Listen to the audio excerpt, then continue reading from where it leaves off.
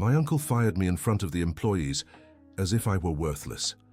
Uncle Richard's finger trembled with anger as his voice echoed through the open office of the construction company. All the employees stopped what they were doing to witness that humiliating scene. Michael felt his face burn with shame as the man who had raised him like a son destroyed him in front of the entire team. "You're fired. Grab your things and get out of my company right now," Richard shouted, his eyes blazing with fury. "I never want to see your face here again." A heavy silence filled the room. Michael looked around and saw the frightened faces of his co-workers. Some averted their gaze, embarrassed. Others simply watched in shock. The secretary, Barbara, covered her mouth, stifling a gasp of surprise. The engineer, Robert, who had worked at the company for 15 years, had never seen the boss explode like that. "Uncle Richard, please. Let's talk in your office." Michael tried to keep his voice steady, but it came out shaky. "We have nothing to talk about. You betrayed me. Betrayed the trust I placed in you all these years." Richard pointed his finger even closer to his nephew's face. Michael's legs felt weak. This grey-haired man in his impeccable dark suit, who had always been his model of success and dignity, now looked at him with a coldness he never thought possible. The same man who had taken him in when his parents died in an accident when he was just 16. The same one who paid for his engineering degree and gave him his first job opportunity. "But I didn't do anything wrong," Michael protested, his eyes welling up. "You didn't even let me explain what happened." "Explain what? That you stole the Green River Bridge project and sold it to Wilson Construction?" Richard's voice grew even louder. "Did you think I wouldn't find out?" A murmur spread among the employees. The young architect Jennifer widened her eyes. The Green River Bridge project was the biggest contract the company had ever bid on. It was worth over $10 million and would guarantee work for the entire team for the next 3 years. "I didn't sell anything to anyone." Michael raised his voice for the first time, trying to defend himself. "How could you think something like that about me? Then explain to me how they knew every detail of our bid. How did they know exactly how much to offer to come in just 100,000 below our price?" Richard crossed his arms, waiting for an answer. Michael opened his mouth, but no words came out. He truly didn't know how to explain it. The previous morning, he had received a call from the City Hall informing him that Wilson Construction had won the bid with a proposal nearly identical to theirs, just slightly lower. It couldn't be a coincidence. I don't know how this happened, Uncle Richard, but I swear on my father's memory that I didn't betray you."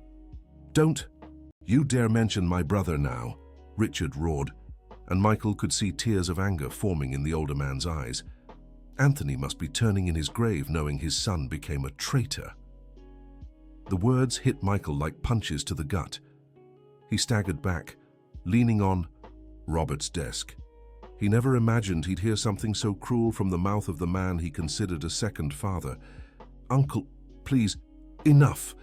Barbara, prepare the termination papers for Just Cause. I want him out of here in 15 minutes.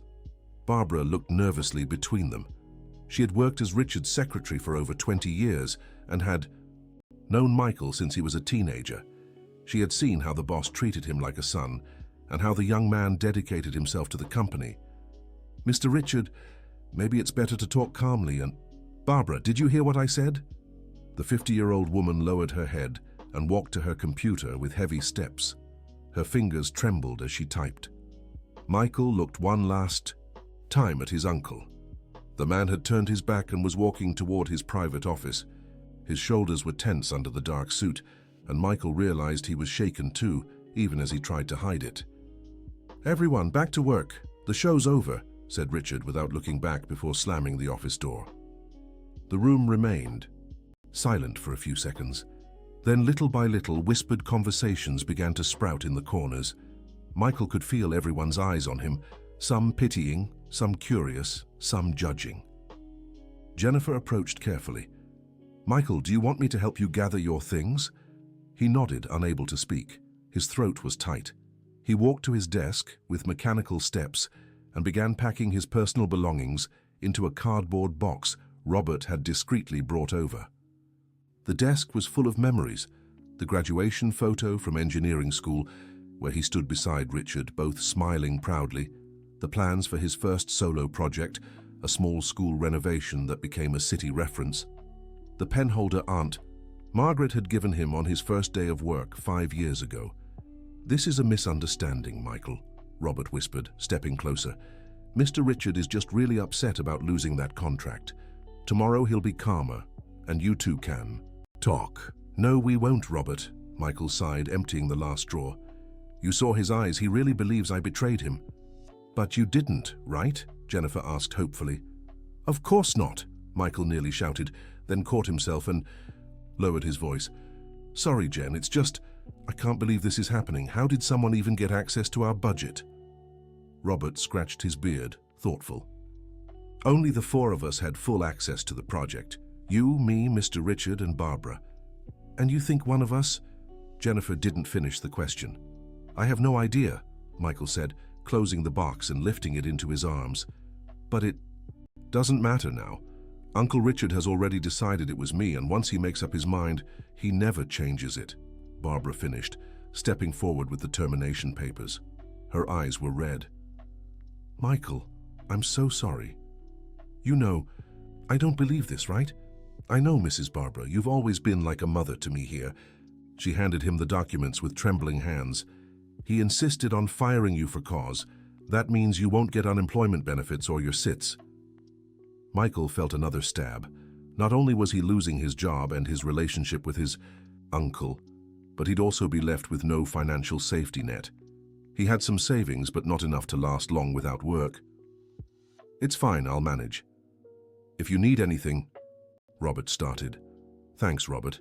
But it's better if you all keep your distance for now. I don't want Uncle Richard taking his anger out on you too." Michael walked toward the exit carrying his box. In the elevator, he found himself alone. For the first time since the argument began. That's when the tears he'd been holding back finally fell. 26 years old, graduated from one of the best state universities, 5 years of experience, and now he was unemployed with a tarnished reputation. Dear listener, if you're enjoying the story, don't forget to like and especially subscribe to the channel. It really helps us newcomers out. Now, continuing. When he reached the parking lot, Michael stopped next to his used car and looked up, staring at the building of the construction company where he had spent the best years of his life. The windows of his Uncle Richard's office were closed, the blinds drawn. The man was probably suffering too, but his pride was too great to admit he might have made a mistake. He placed the box on the back seat and got into the car. For a few minutes he sat there trying to process what had happened. His phone rang. It was a call from Margaret, Richard's wife. "Hello, Aunt." "Michael, my dear, what happened?" "Richard came home a little while ago completely upset. He won't talk to me, just keeps saying you betrayed him." Margaret's voice was heavy with worry. She was a sweet woman of 55 who had always tried to be the mother figure Michael had lost too early. "He fired me, Aunt Margaret, in front of everyone." "But why, dear? What did you two argue about?" Michael recounted everything that had happened, from the call from the city hall to the humiliation in the office. Margaret listened in silence, only making small sounds of surprise and sadness. "Michael, I've known you since you were a boy. I know you would never do something like that. And I'll talk to Richard." "Aunt, for heaven's sake, don't do that. He's too worked up. He'll just end up fighting with you, too." "He's been my husband for 30 years, sweetheart. I know his moods. Leave it to me." "Aunt Margaret, even if you can convince him I'm innocent, how are we going to find out who really leaked the information? Someone did it, and until we figure out who, there'll always be distrust between us." Margaret was silent for a few seconds. "You're right, but we can't leave things like this. You're family, Michael. Family doesn't abandon each other." "I know, Aunt. But right now I need to focus on finding another job. I can't go without income for long. If you need anything, you've already done so much for me. I don't want to cause more trouble between you two." After hanging up, Michael drove to his small apartment downtown. It was a simple but cozy place he had rented 2 years earlier, when he decided to move out of his aunt and uncle's house to gain more independence. Now he wondered if it had been a mistake. Maybe if he had stayed with them, Richard wouldn't have accused him so easily. He set the box on the living room table and collapsed onto the couch. The apartment was too quiet. He grabbed the remote but couldn't focus on anything on TV. His mind was racing, trying to understand how his life had turned upside down in just a few hours. The phone rang again. This time, it was Emily, his girlfriend of 2 years. "Michael? I just heard what happened. Jennifer told me, are you okay?" Emily worked as a veterinarian at a clinic near the construction company's office. She and Jennifer had become friends and often had lunch together once a week. "I'm still trying to make sense of it," Michael sighed. "Em, do you believe me?"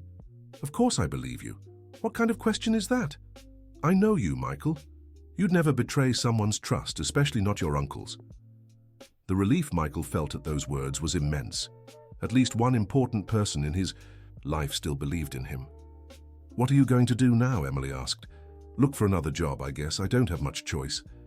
"Do you want me to come over? I can leave early today." "No need, love. I just want to be alone for a while to think."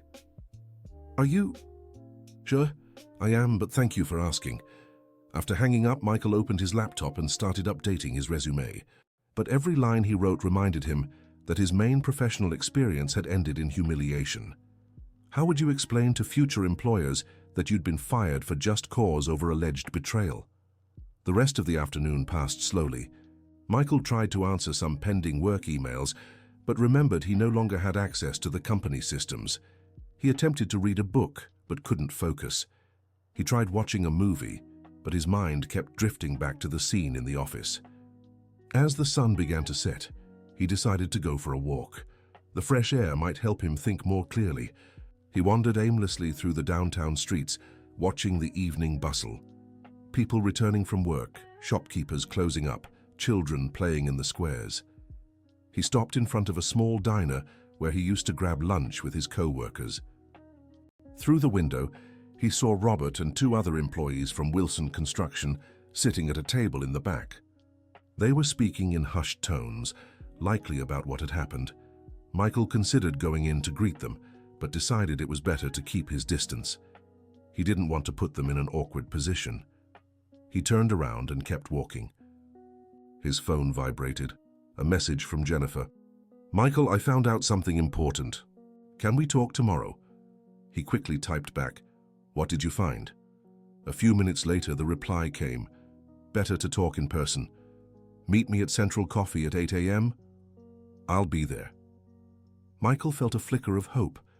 Maybe Jennifer had uncovered a clue about who really leaked the project details, but he quickly tried to temper his expectations. He couldn't let himself get carried away, only to be disappointed again. He returned home after dark. He made a simple sandwich for dinner and tried to watch a movie on TV, but his mind wouldn't stop racing, spinning theories about what Jennifer might have discovered. Could someone at the company really have betrayed Richard? And if so, who? Robert was like an older brother to Michael. He'd been with the company for 15 years and had always shown unwavering loyalty to Richard. Barbara was also completely trustworthy.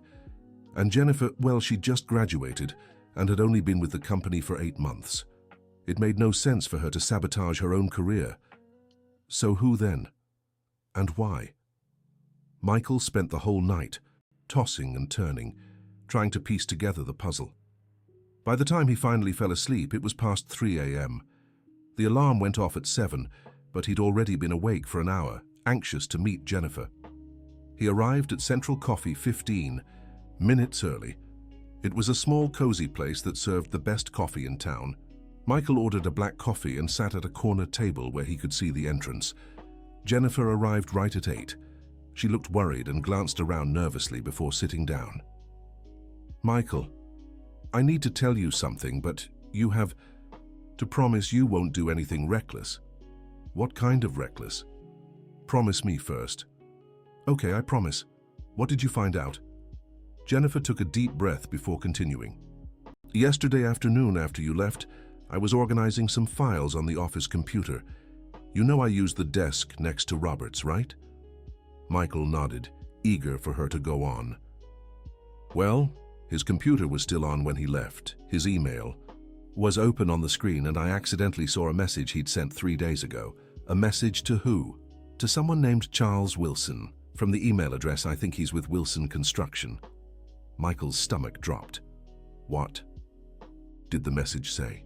It was about the bridge project. Robert was sharing detailed information about our budget. Michael's world seemed to collapse all over again. Robert, the man he trusted like an older brother, who had always supported him and taught him everything about construction. Robert, who had worked almost half his life at Richard's company. Are you sure about what you saw? Absolutely. I even took a photo of the screen with my phone. Jennifer discreetly showed the photo on her phone. There was no doubt. It was an email from Robert, detailing the exact figures and specifications used in the proposal for the Green River Bridge.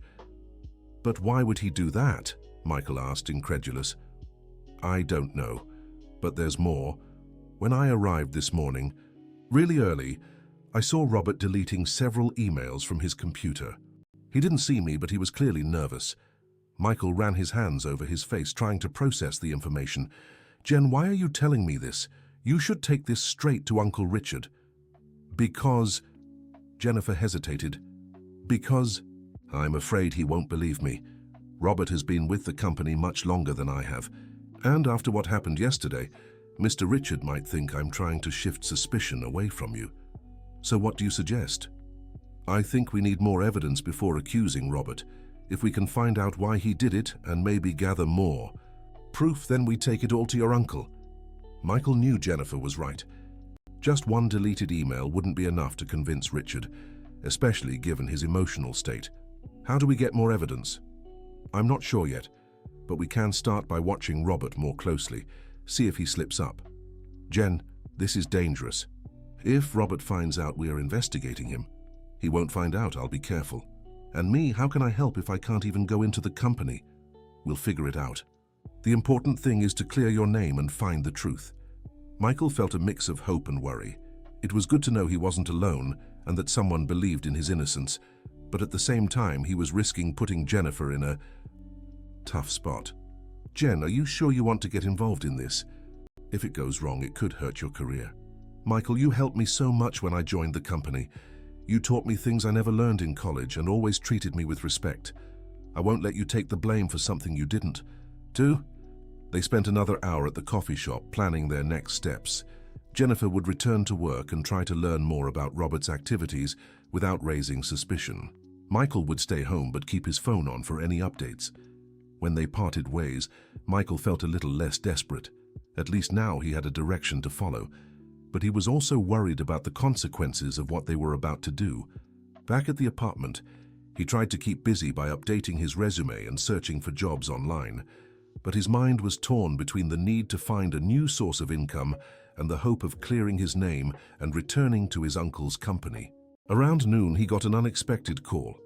It was from Anthony Thompson, a construction businessman who knew both Michael and Richard. Michael, my boy, I just heard what happened. I'd like to talk to you. Mr. Anthony, No need to explain over the phone. How about coming to my office this afternoon? I have a proposal for you. Michael felt a knot in his stomach. News traveled fast in the small-town construction business. If Anthony already knew about the firing, soon everyone would. Mr. Anthony, I think you should know I was fired for cause. Uncle Richard accused me of... I know everything, Michael, and that's exactly why I want to talk to you. Can you come at 3? After hanging up, Michael was confused. Why would Anthony want to talk to someone accused of betrayal? Maybe it was a trap, or perhaps the businessman had some important information. He decided to go to the meeting. After all, he had nothing to lose. Anthony Thompson's office was in a commercial building downtown. His company was smaller than Richard's, but had a good reputation in the local market. Michael arrived a few minutes before 3 and was greeted by the secretary, who led him straight to the boss's office. Anthony was a man around 50, with dark hair streaked with grey, always well-dressed and with an easy smile. He had known Richard for many years, long before Michael was even born. Michael, my boy, come in. Have a seat. Would you like some coffee? Thank you, Mr. Anthony. I'd love some. How are you feeling after all this? Confused, honestly. I don't understand how things got to this point. Anthony poured 2 cups of coffee and sat across from Michael. Look, son, I've known your uncle for over 20 years. He's an upright man, but he has one flaw. When he gets nervous, he acts on impulse and then becomes too proud to admit he might have been wrong. You think he was wrong? I've known you since you were a teenager, Michael. I saw how Richard raised you, watched your character develop. I don't believe for a second that you'd betray his trust. Michael felt his eyes well up. It was comforting to hear that from someone respected in the business. But if you believe in me, why did you call me here? Because I have an offer. I want to give you a job at my company. Michael nearly choked on his coffee. Sir, you heard me right. I need a competent engineer to oversee some projects I'm developing. I know your skills and frankly, I don't care about all this drama. To me, Richard's word when he's upset isn't worth much. But Mr. Anthony, this could cause problems between you and Uncle Richard. You're competitors, but you've always respected each other. Leave Richard to me. He'll have to swallow his pride sooner or later. And when he does, he'll be grateful I looked after you in the meantime. Michael stayed silent for a few minutes, processing the offer. It was tempting. It would solve his immediate financial problems and give him a chance to keep working in the field he loved. But it could also make things even more complicated with Richard. Can I think about it? Of course, but don't take too long. I have a project starting next week, and I need someone to oversee it. Mr. Anthony, can I ask you something? Don't you think it's strange that someone got access to the bridge project's information? Anthony leaned back in his chair, thoughtful. Very strange, yes. Richard has always been extremely careful with confidential information. For someone to get those details, it would have to be someone very close to him. Do you have any suspicions? Look, Michael, I don't like speaking ill of anyone without proof, but I can tell you that last week Robert Henry came to my office. Michael's heart raced. Robert, what did he want? He said he was thinking about switching companies, asked if I had any openings for him. And you offered him one? No, I told him I didn't have anything at the moment. But I found it odd that he'd come looking for a job right before a major bid like this bridge project. Michael felt the puzzle pieces starting to fit together. Robert had approached Anthony the week before, meaning he was already planning to leave Richard's company. And if he knew he wouldn't get a job with Anthony, maybe he had gone to Wilson Construction instead. Mr. Anthony, do you think Robert could have... Like I said, I don't like accusing anyone without proof, but it's an interesting coincidence, don't you think? Michael left Anthony's office with his mind racing. Now he had two crucial pieces of information. Robert had sent emails to Wilson Construction and had looked for a job the week before the bidding process. This suggested he had been planning to leave Richard's company for some time, but he still needed more evidence before taking the accusation to Richard. He also had to decide whether to accept Anthony's job offer. He called Jennifer as soon as he got home. Jen, I got some important information. Can we meet after work? Of course, but I have news too. Robert was late today and seemed really nervous. And get this, I got a strange call earlier. What kind of call? Someone asked if I knew anything about you having evidence against Robert. The person hung up when I asked who it was. Michael's blood ran cold. Jen, you might be in danger. Robert must have found out you suspect him. Could be. That's why I think we need to speed up our investigation. Agreed. Let's meet tonight. I have information that could be the key to everything. They arranged to meet at a restaurant far from downtown, where they were less likely to run into anyone they knew. Michael spent the rest of the afternoon anxious, trying to mentally organize all the information he'd gathered. At 7 in the evening, he was sitting at a corner table when Jennifer arrived. She looked even more nervous than she had that morning. Michael, I think Robert suspects something. He's been watching me all day. Tell me your news first, then I'll share mine. Jennifer explained that Robert had arrived late and agitated that morning. Throughout the day, she'd tried to discreetly observe what he was doing on his computer, but he was being extra cautious. She also mentioned the strange call she'd received. The person sounded like a man, but spoke softly, like he was disguising his voice, Jennifer said. He asked if I knew anything about you having proof against Robert. When I asked who it was, he hung up. That confirms our suspicions, Michael said. Robert is nervous because he knows he could be exposed. Now listen to what I found. Out. Michael recounted his conversation with Anthony Thompson especially the part about Robert looking for a job the week before the bidding process.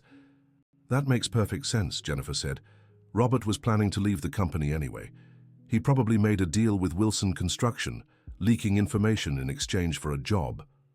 But we still need concrete proof. A deleted email. And the fact he was job hunting won't be enough to convince Uncle Richard. I have an idea, Jennifer said, lowering her voice. What if we tried to get Robert to confess on tape? How? Tomorrow's Friday. Robert always stays late to organize the weekly reports. If you showed up at the office after hours and confronted him. Jen, that's too risky. Besides, I can't even get into the building. I was fired. You can use the garage. I'll leave the basement door open. Just wait until everyone's gone except Robert. Michael considered the plan. It was risky, but it might be their only chance to get a confession. What if it goes wrong? If it does, at least we tried. But Michael, this might be our only opportunity. If Robert really is planning to leave the company, he could disappear any moment. All right, let's try it. But you stay out of it, Jen. I don't want you directly involved. Deal. I'll leave at the usual time and leave. The basement door open. You wait an hour and go up. Robert usually stays in his office until around 7:30. They finished dinner, finalizing the last details of the plan. Michael was nervous but determined. It was his chance to clear his name and uncover the truth. On Friday, he spent the entire day anxious. He tried to keep himself busy browsing the internet and organizing his things, but he couldn't focus on anything. At 5:30 in the afternoon, he positioned himself at a diner near the Wilson Construction building where he could watch the employees leaving. He saw Jennifer walking out at 6 o'clock. She glanced discreetly toward the diner and gave an almost imperceptible nod. Gradually, the other employees left. By 6:30, only Robert remained in the building. Michael waited until 7 before heading to the garage entrance. The door was slightly ajar, just as Jennifer had promised. He entered silently and took the stairs up to the office floor. The hallway was lit only by emergency lights. He could see light coming from the room where Robert was working. He walked slowly, trying not to make a sound. When he reached the office door, he paused to take a deep breath. Through the glass, he could see Robert focused on his computer.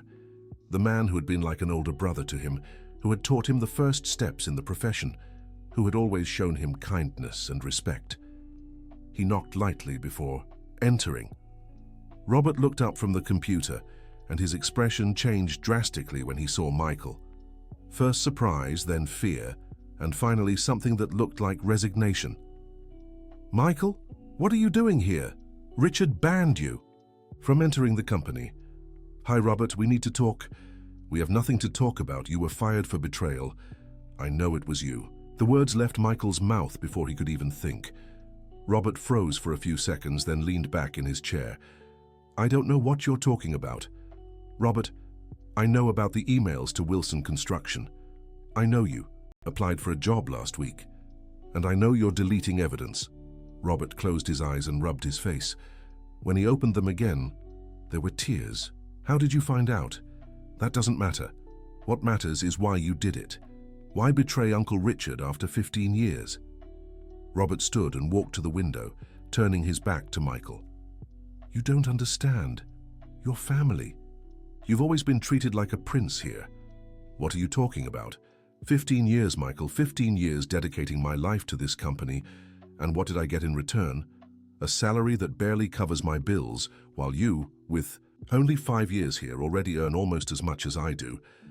Robert, you know Uncle Richard always recognized your work. Recognized how? With words? With pats on the back? Robert turned around, his eyes red with anger and sadness. "My daughter is in her last year of college, Michael. Do you know how much it costs to keep a girl studying medicine at a private university?" Michael didn't know what to say. He had never stopped to think about Robert's financial situation. "And my wife?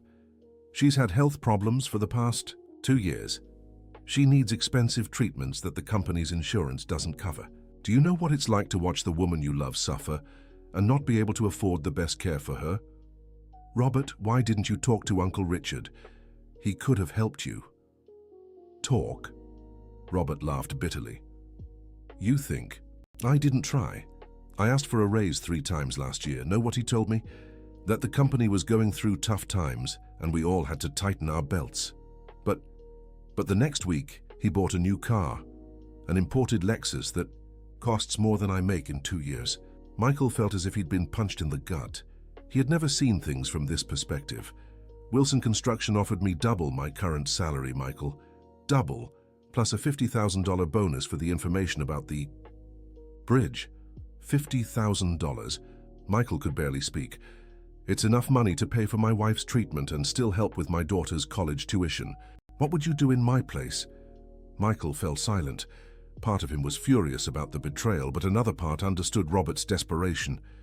Even so, Robert, you knew this would destroy me. Uncle Richard would blame me. I thought he'd investigate further before making a decision. I never imagined he'd fire you like that in front of everyone.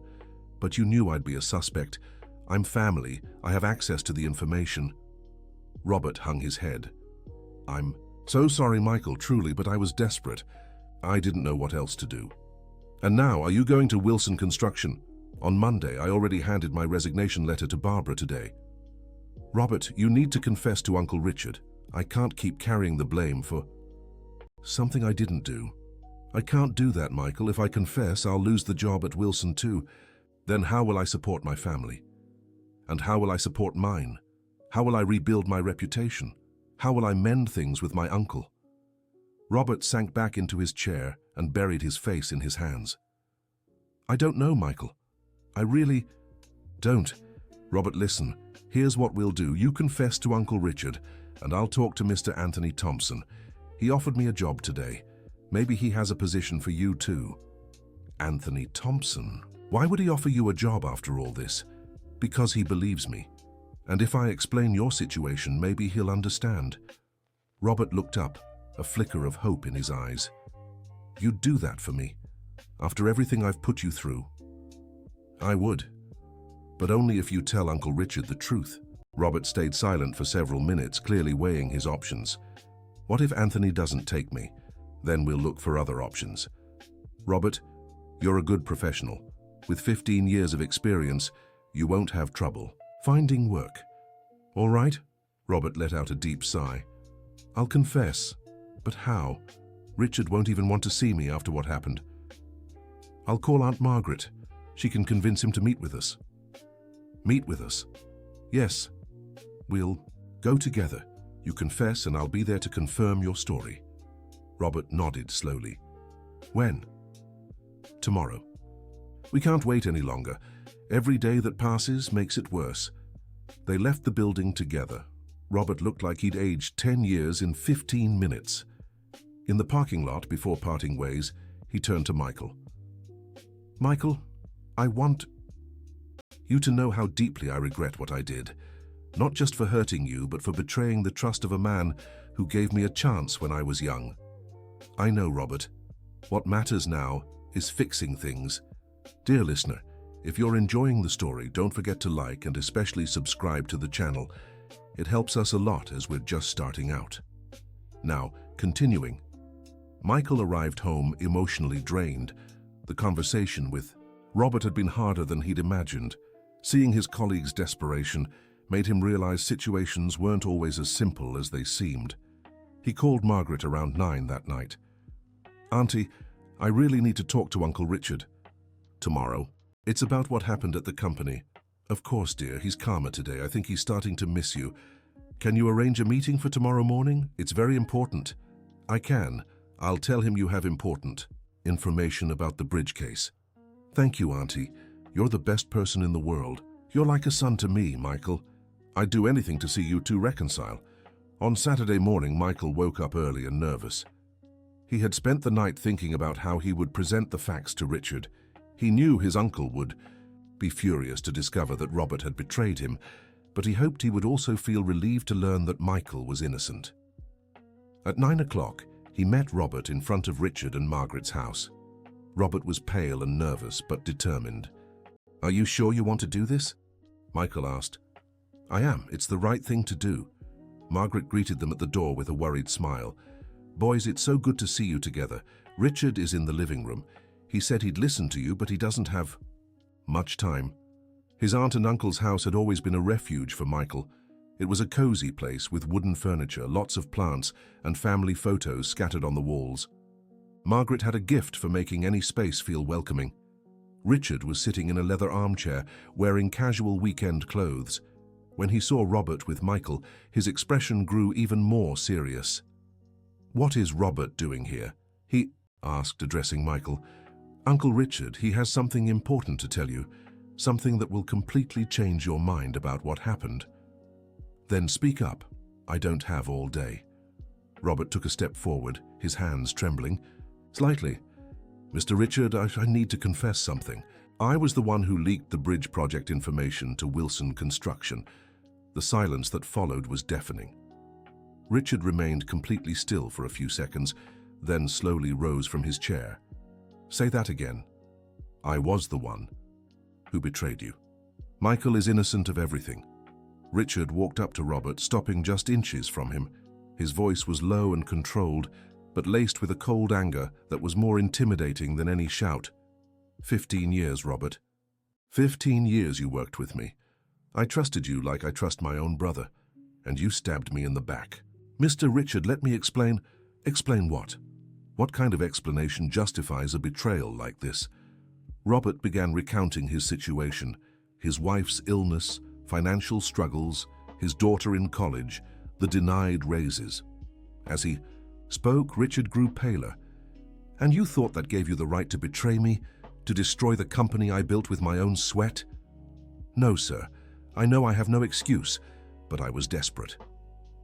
"Desperate?" Richard raised his voice for the first time.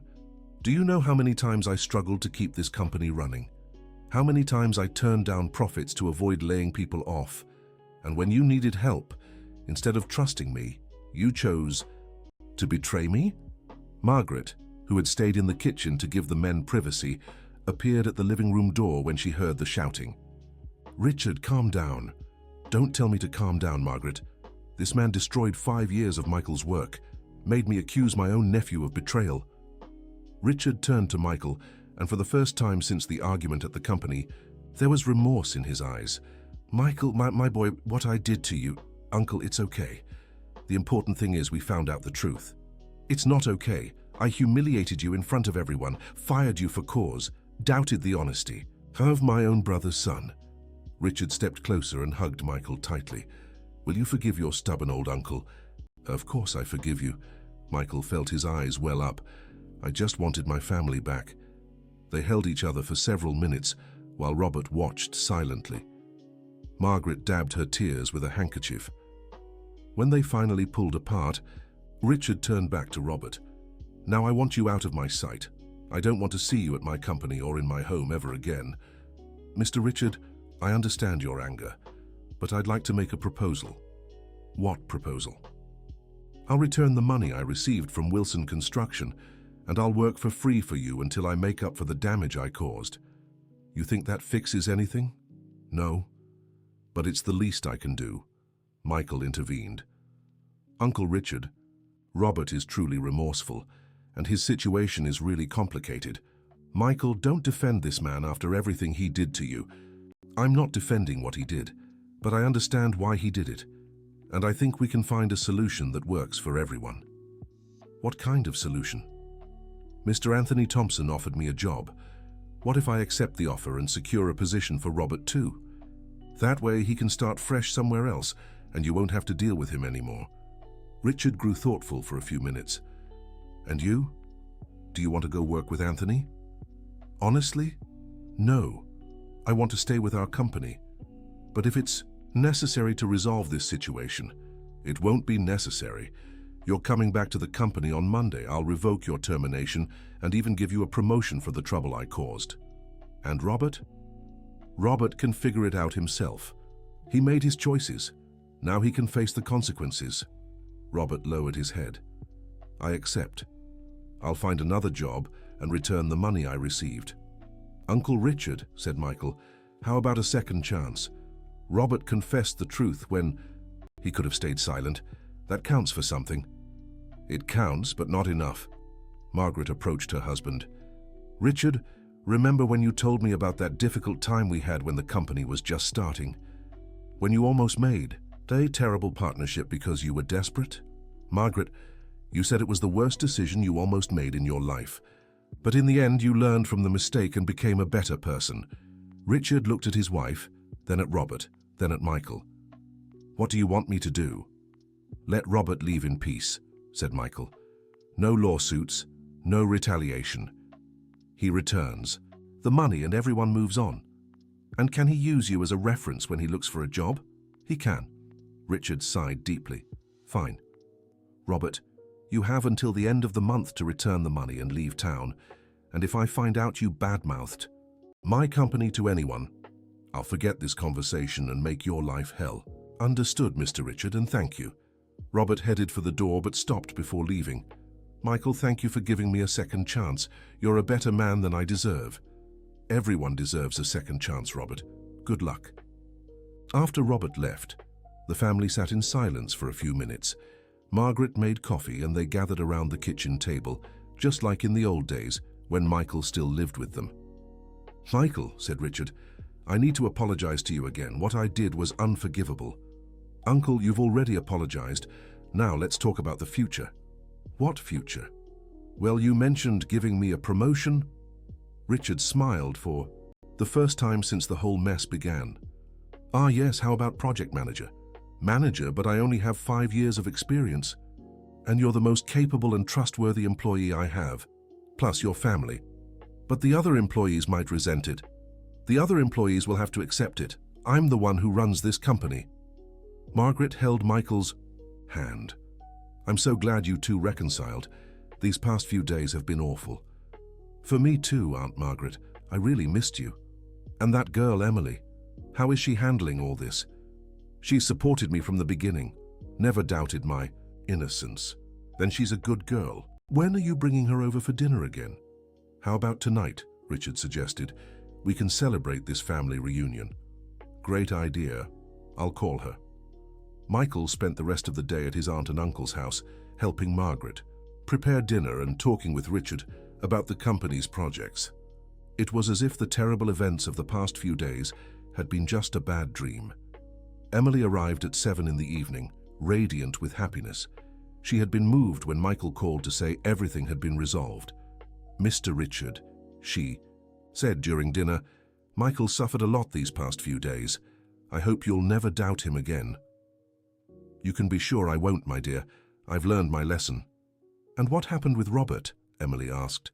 Michael recounted everything that had happened over the last few days, from Jennifer's discovery to Robert's confession that morning. What a complicated situation, Margaret remarked. Poor his wife and his daughter. That's why I let him go without any further trouble, Richard said. His family isn't to blame for the mistakes he made. After dinner, Michael and Emily stayed on the porch talking while Richard and Margaret cleaned the kitchen. How are you feeling? Emily asked. Relieved, happy, a little sad too. Sad, why? Because of Robert. He was always like an older brother to me. It's hard to accept what he did. But you understood his reasons. I did, but that doesn't make what he did right. He could have talked to Uncle Richard, could have looked for other solutions. People don't always act rationally when they're desperate. That's true. I just hope he can pick himself up and learn from this mistake. On Monday, Michael returned to work. The welcome was warm. Jennifer hugged him tightly, happy that her plan had worked. Barbara cried with emotion. Even the employees who weren't close to him showed joy at his return. Richard made sure to gather the whole team to explain what had happened and officially announce Michael's promotion. He didn't mention Robert's name, only saying that he had discovered who had really leaked the information and that the guilty party no longer worked at the company. Starting today, Richard announced, Michael will take over as project manager. He'll have authority over all ongoing projects and will be responsible for new contracts. A murmur of approval spread among the employees. Most had known Michael for years and respected his competence. And to celebrate this new beginning, Richard continued, I want to announce that we've secured a new contract. The city has offered us an alternative project, the construction of a new school in the Eagle Heights neighborhood. The news was met with enthusiasm. It wasn't as big as the bridge project, but it would keep the team busy for the next 8 months. "How did you get this contract, Uncle Richard?" Michael asked after the meeting. "I called the mayor and explained our situation. I told him we'd been harmed by a dishonest employee and that we needed a chance to recover.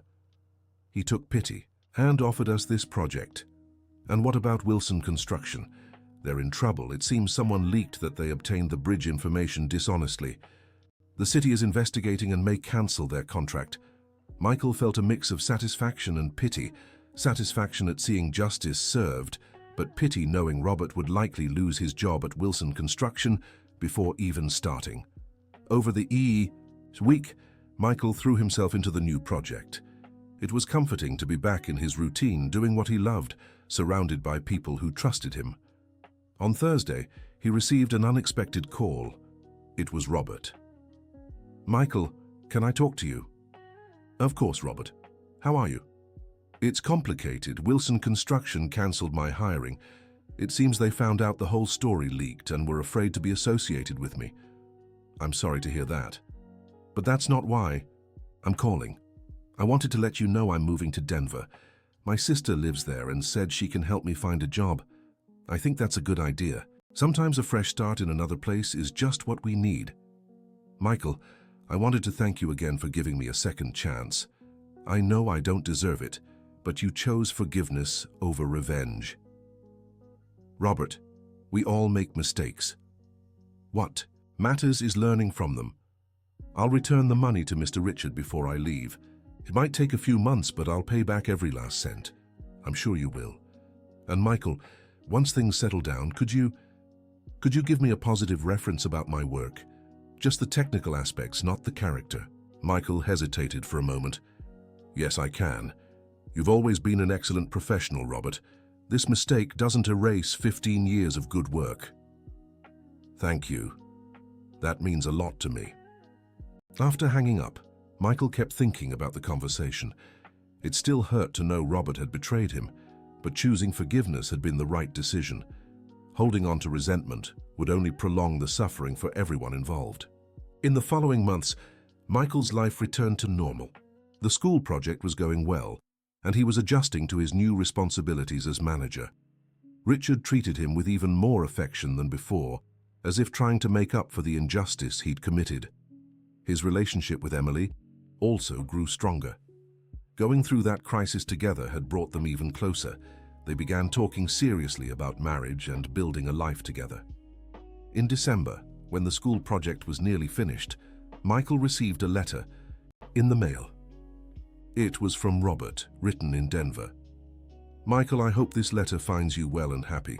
I wanted to update you on my life here in Denver. I got a job at a mid-sized construction company.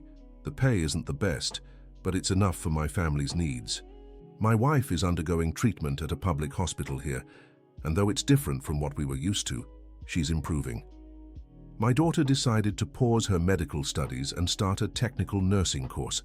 She said she wants to help the family financially before thinking of herself. I'm proud of her maturity. I've already returned half the money I owe Mr. Richard. I'll send the rest in the next 6 months. Michael, I wanted to tell you that not a day goes by without me regretting what I did, but also not a day goes by without me being grateful for how you handled the situation. You showed me it's possible to stand firm in your principles without losing your humanity. I hope one day we can meet again under better circumstances, and I can look you in the eye without shame. Thank you for everything, Robert." Michael folded the letter carefully and placed it in his desk drawer. Then he called Richard. "Uncle, I got news from Robert." "Oh, how is he?" Michael read the letter to him. When he finished, there was silence on the other end of the line. "Seems like he's learning from his mistakes," Richard finally said. "Seems so. And you, Michael, do you miss him?" "I do. Despite everything, he was important in my professional growth, but I understand things can't go back to how they were. Maybe one day, like when the wounds have fully healed, maybe we can all be on good terms. Maybe." The following January, Michael and Emily got engaged. The proposal ceremony was at Richard and Margaret's house on a Sunday afternoon, with the whole family present. "When are you thinking of getting married?" Margaret asked, admiring the engagement ring. Maybe mid-year, Emily said. We want time to plan everything properly. And where will you two live? Asked Richard. We're looking for a house, replied Michael. We want something with a backyard for when the kids come along. Kids? Margaret's eyes lit up. I'm going to be a grandma. Easy there. Auntie, Michael laughed. First the wedding, then the kids. Don't take too long or I'll be too old to be a grandpa, Richard joked. The conversation was interrupted by the phone ringing. Margaret went to answer it. It's for you, Richard. It's the mayor. Richard took the call in the living room while the others continued chatting on the porch. A few minutes later, he returned with a serious expression. What happened? Michael asked. Remember the story about the Green River Bridge? The city cancelled Wilson Construction's contract. It seems they found more irregularities beyond the leaked information. And now?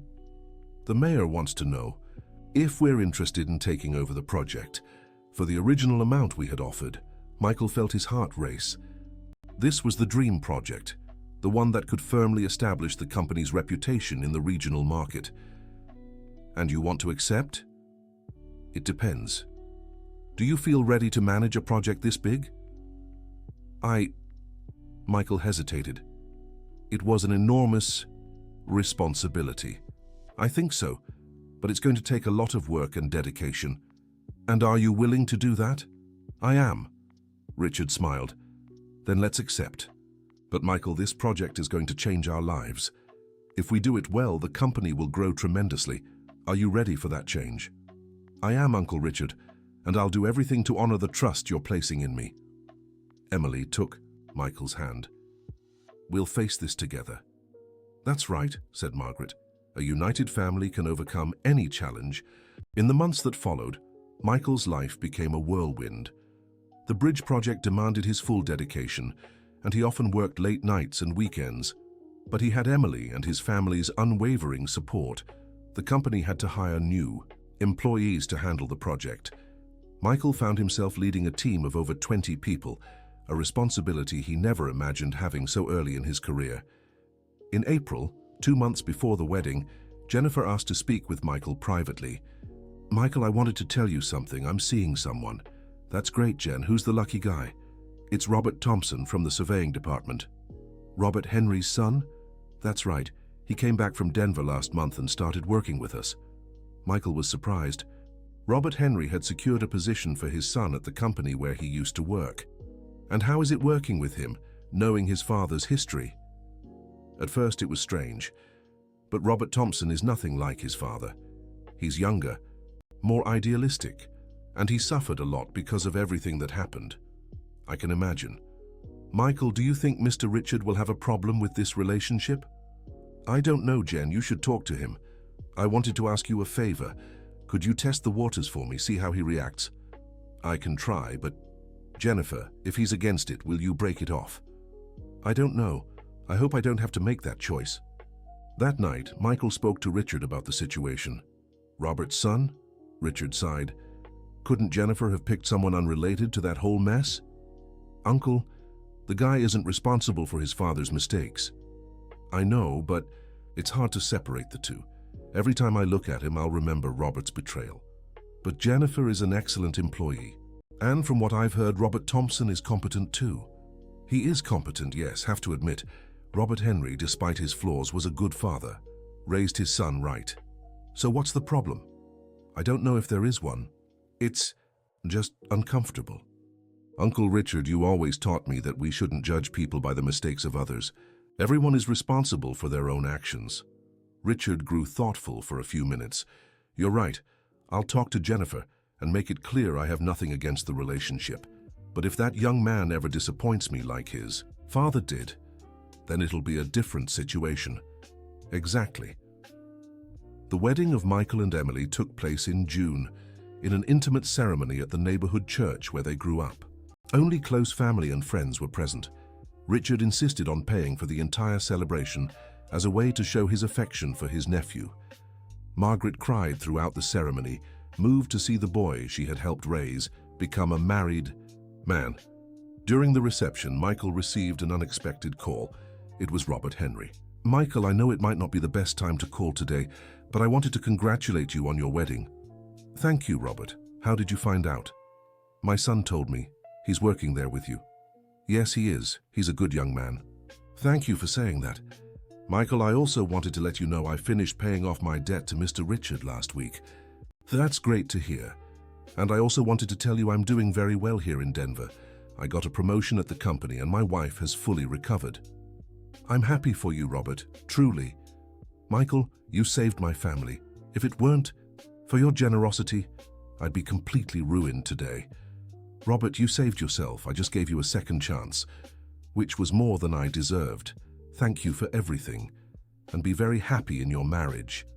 After hanging up, Michael returned to the reception with a light heart. It was rewarding to know Robert had managed to rebuild his life and that his family was well. The honeymoon was spent in Colorado, visiting historic towns. It was 2 weeks of rest and romance, away from work pressures and company responsibilities. When they returned, the bridge project was entering its most critical phase. Construction had begun and Michael needed to coordinate multiple teams working simultaneously. It was a stressful period, but also one of great accomplishment. Watching the bridge take shape, growing day by day, was an indescribable feeling. It was his first major project as manager, and everything was going as planned. In September, Emily shared news that completely changed the couple's life. Michael, I'm pregnant. He fell silent for a few seconds, processing the information. Then a huge smile spread across his face. Really, are you sure? Absolutely, I took 3 different tests.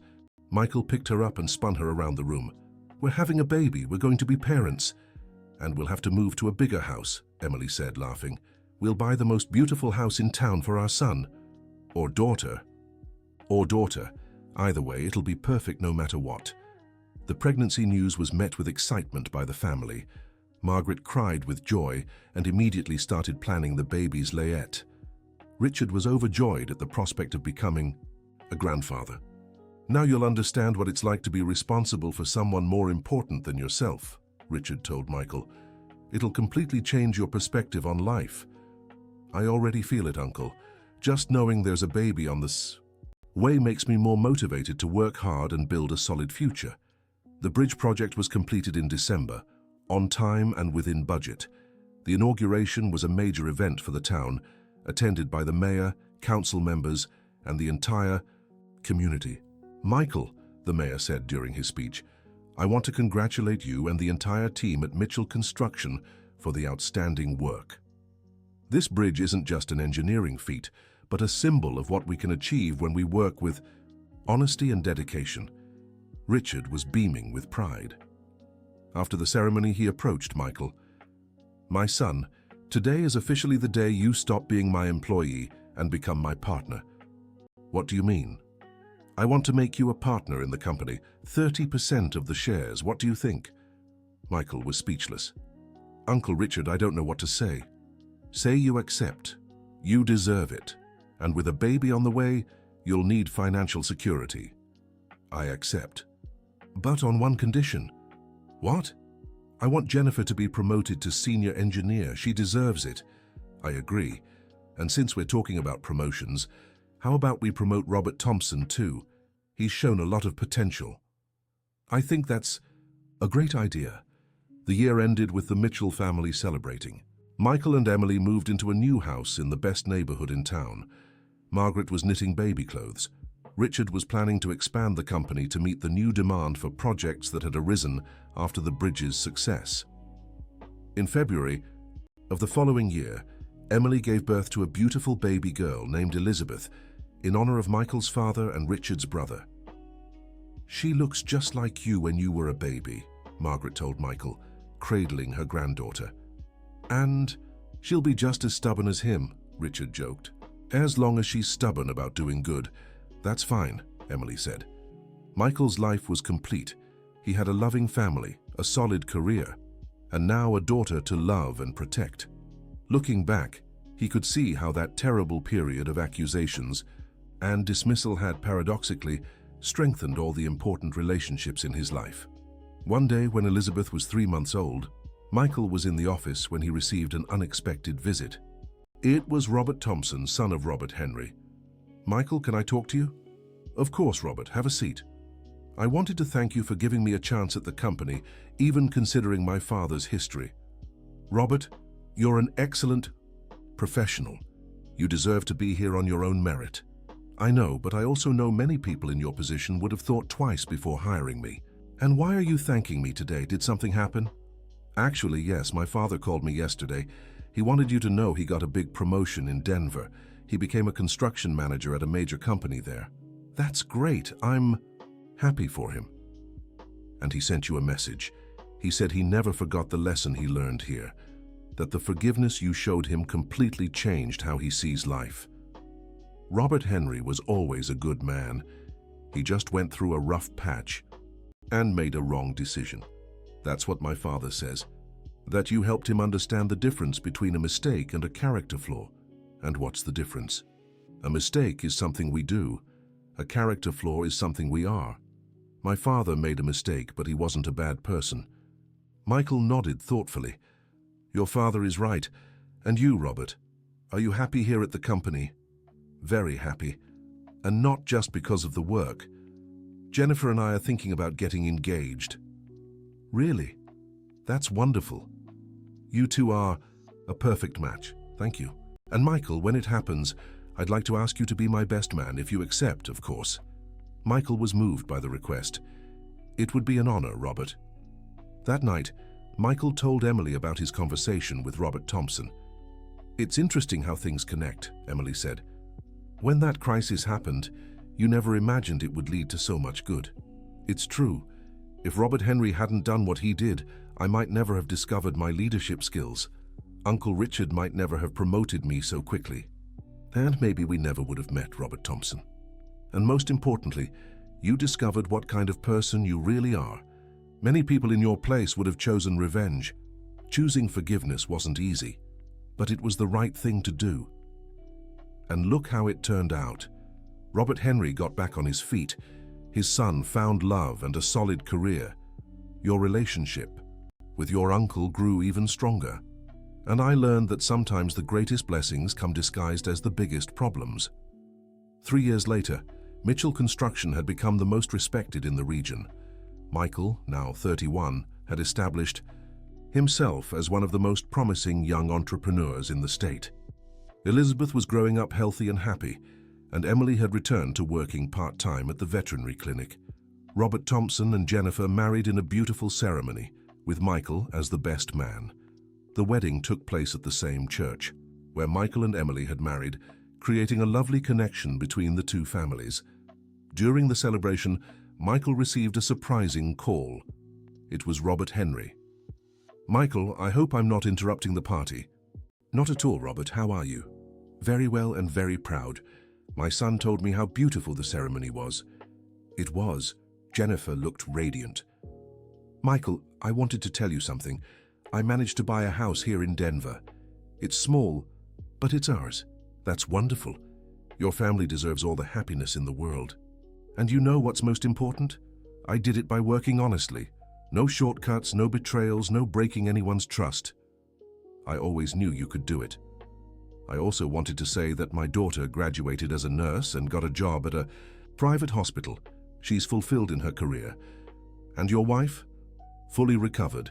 She has regular checkups, but the doctors say there's no more risk. Robert, I'm genuinely happy for you all. Michael, can I ask you a personal question?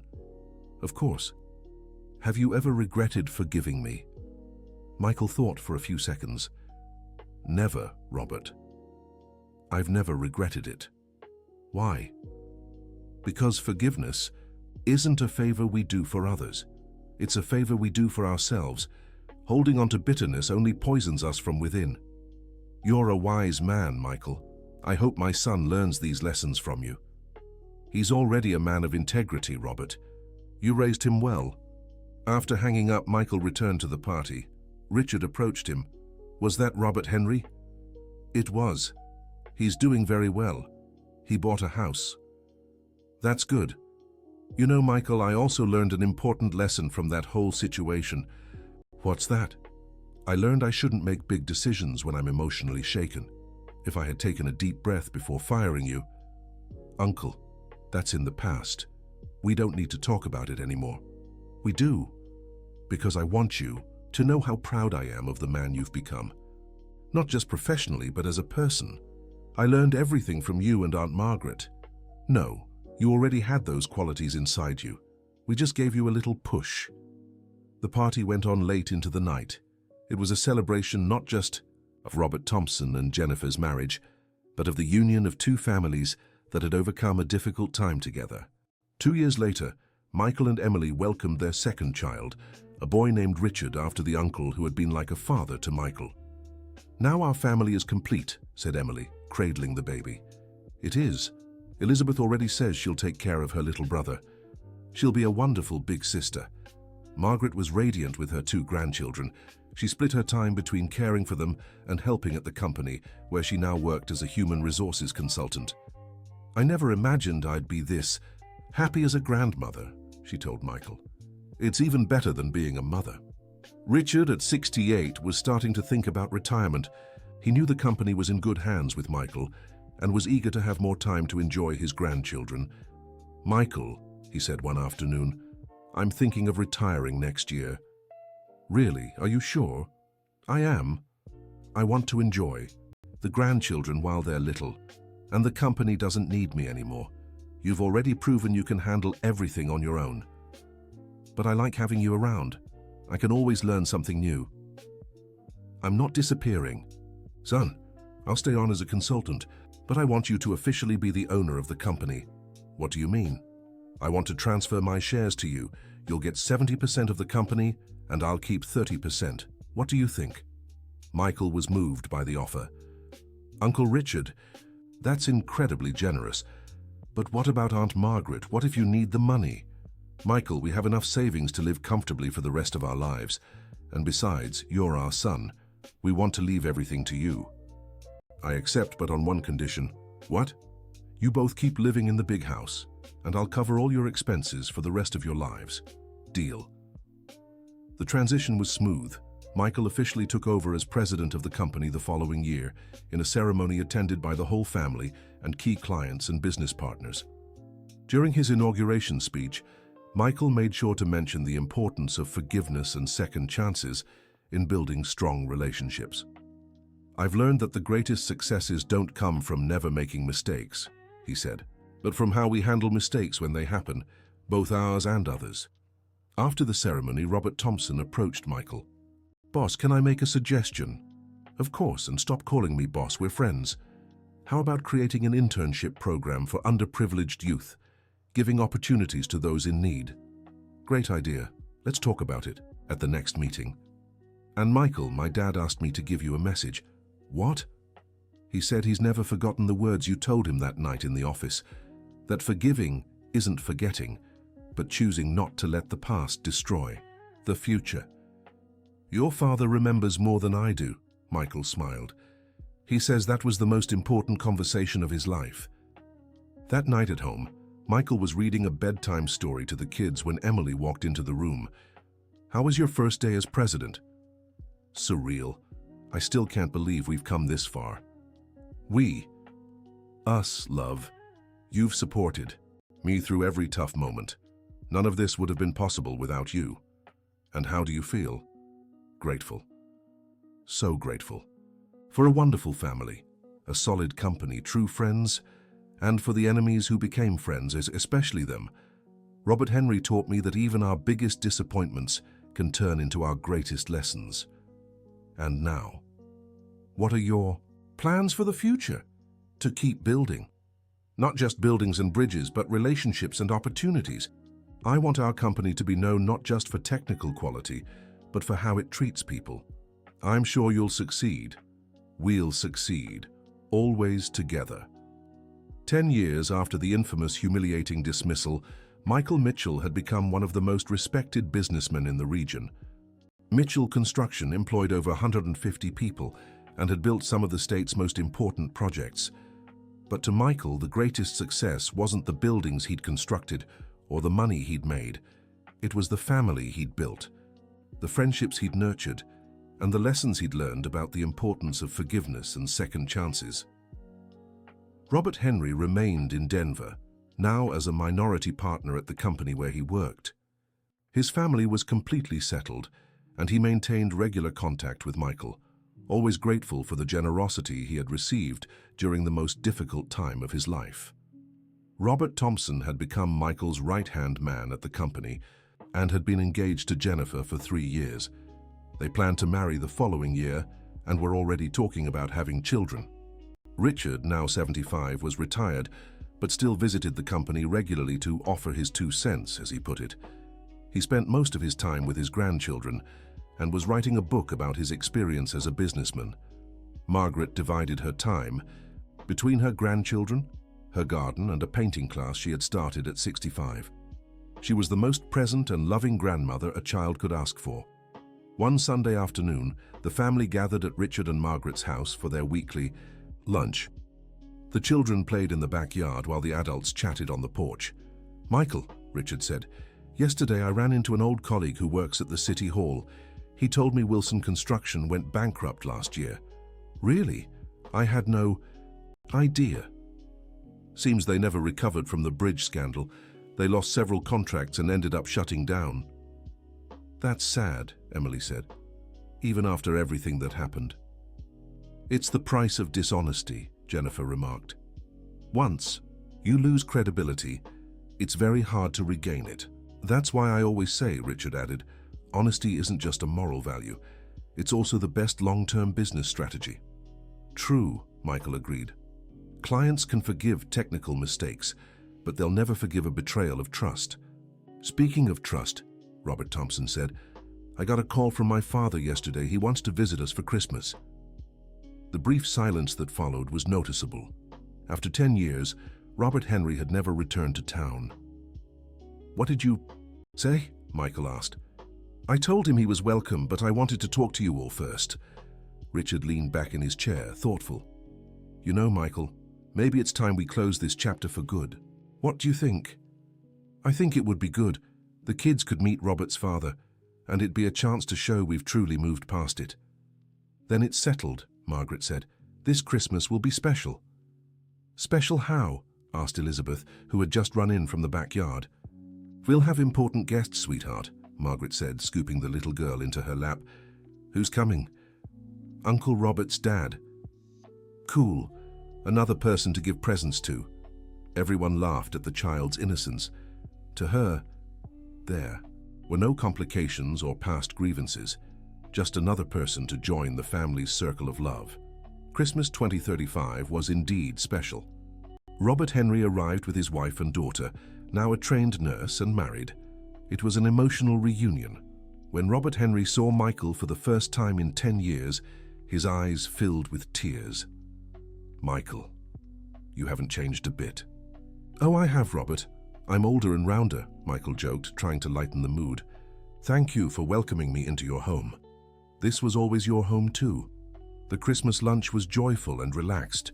Robert Henry shared stories about his life in Denver, his professional successes, and how he had applied the lessons learned from his mistake. His wife was fully recovered and glowing with health. His daughter was working at a prestigious hospital and dating a fellow doctor. "Michael," Robert Henry said during dessert, "can I ask you something?" "Of course. Have you ever wondered how different your life would be if I hadn't made that mistake?" Michael considered the question. "Honestly, I think it would have been far less rich, not in money, but in experiences and lessons." "How so?" "If that hadn't happened, I'd probably still just be an employee at the company. Maybe I'd never have discovered my leadership abilities. Maybe I'd never have learned the importance of forgiveness. And I'd never have learned the difference between success and integrity," added Robert Henry. "Exactly. Sometimes we need to go through trials to discover who we really are." Richard, who had been listening to the conversation, stepped closer to the two. "Do you know what impresses me most about this whole story?" "What?" they asked together. "How 2 families managed to turn a tragedy into a blessing, and how one mistake almost destroyed everything, but in the end, it ended up strengthening all the relationships." "It's true," said Robert Henry. "My mistake almost destroyed my family and ended up saving it. And it made me grow as a person and as a professional," added Michael. Margaret approached the group. "Do you know what I'm most proud of in all this?" "What?" asked Michael.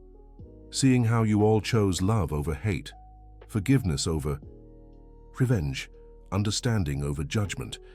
That was only possible because you and Uncle Richard taught us those values early on, said Michael. No, my son. Those values were already inside you. We just created an environment where they could flourish. That evening, after the guests had left, Michael was on the porch watching his daughters play in the yard. Emily came over and took his hand. What are you thinking about? How surprising life is. Who would have thought that terrible day at the office would lead to so much good? Do you think things happen for a reason? I don't know if they happen for a reason, but I know we can choose to give them meaning. How so? We can choose to learn from hardships or play the victim. We can choose to forgive or hold grudges. We can choose to build bridges or walls. And you always chose to build bridges. I tried. It wasn't always easy. But it was always the right choice. They stood in silence for a few minutes, watching the children play. The sun was setting, painting the sky in golden hues. Michael, said Emily, do you have any regrets in life? Several, but none major. Not even about forgiving Robert. Henry? Especially that. It was the best decision I ever made. Why? Because it set me free. Holding a grudge is like carrying a heavy stone in your backpack. Forgiving is removing the weight and walking freely. And now, what are your dreams for the future? To see our daughters grow up happy and become people of integrity.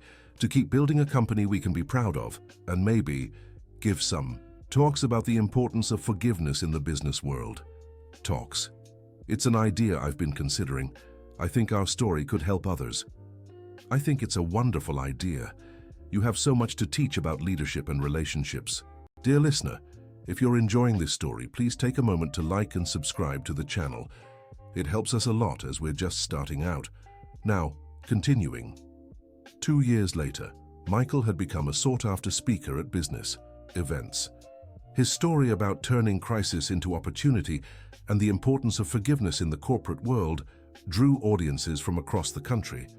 During one of these talks, held at a major university in New York City, Michael was sharing his story when a young man in the audience raised his hand. Professor Michael, don't you think you were too naive to forgive someone who betrayed you? In the business world, couldn't that be seen as weakness? Michael smiled. It was a question he often received. That's an excellent question. Let me tell you what happened after I forgave Robert Henry. My reputation improved. It didn't weaken. People began to see me as someone trustworthy, fair, and mature. I secured important contracts precisely because clients knew I was a person of integrity.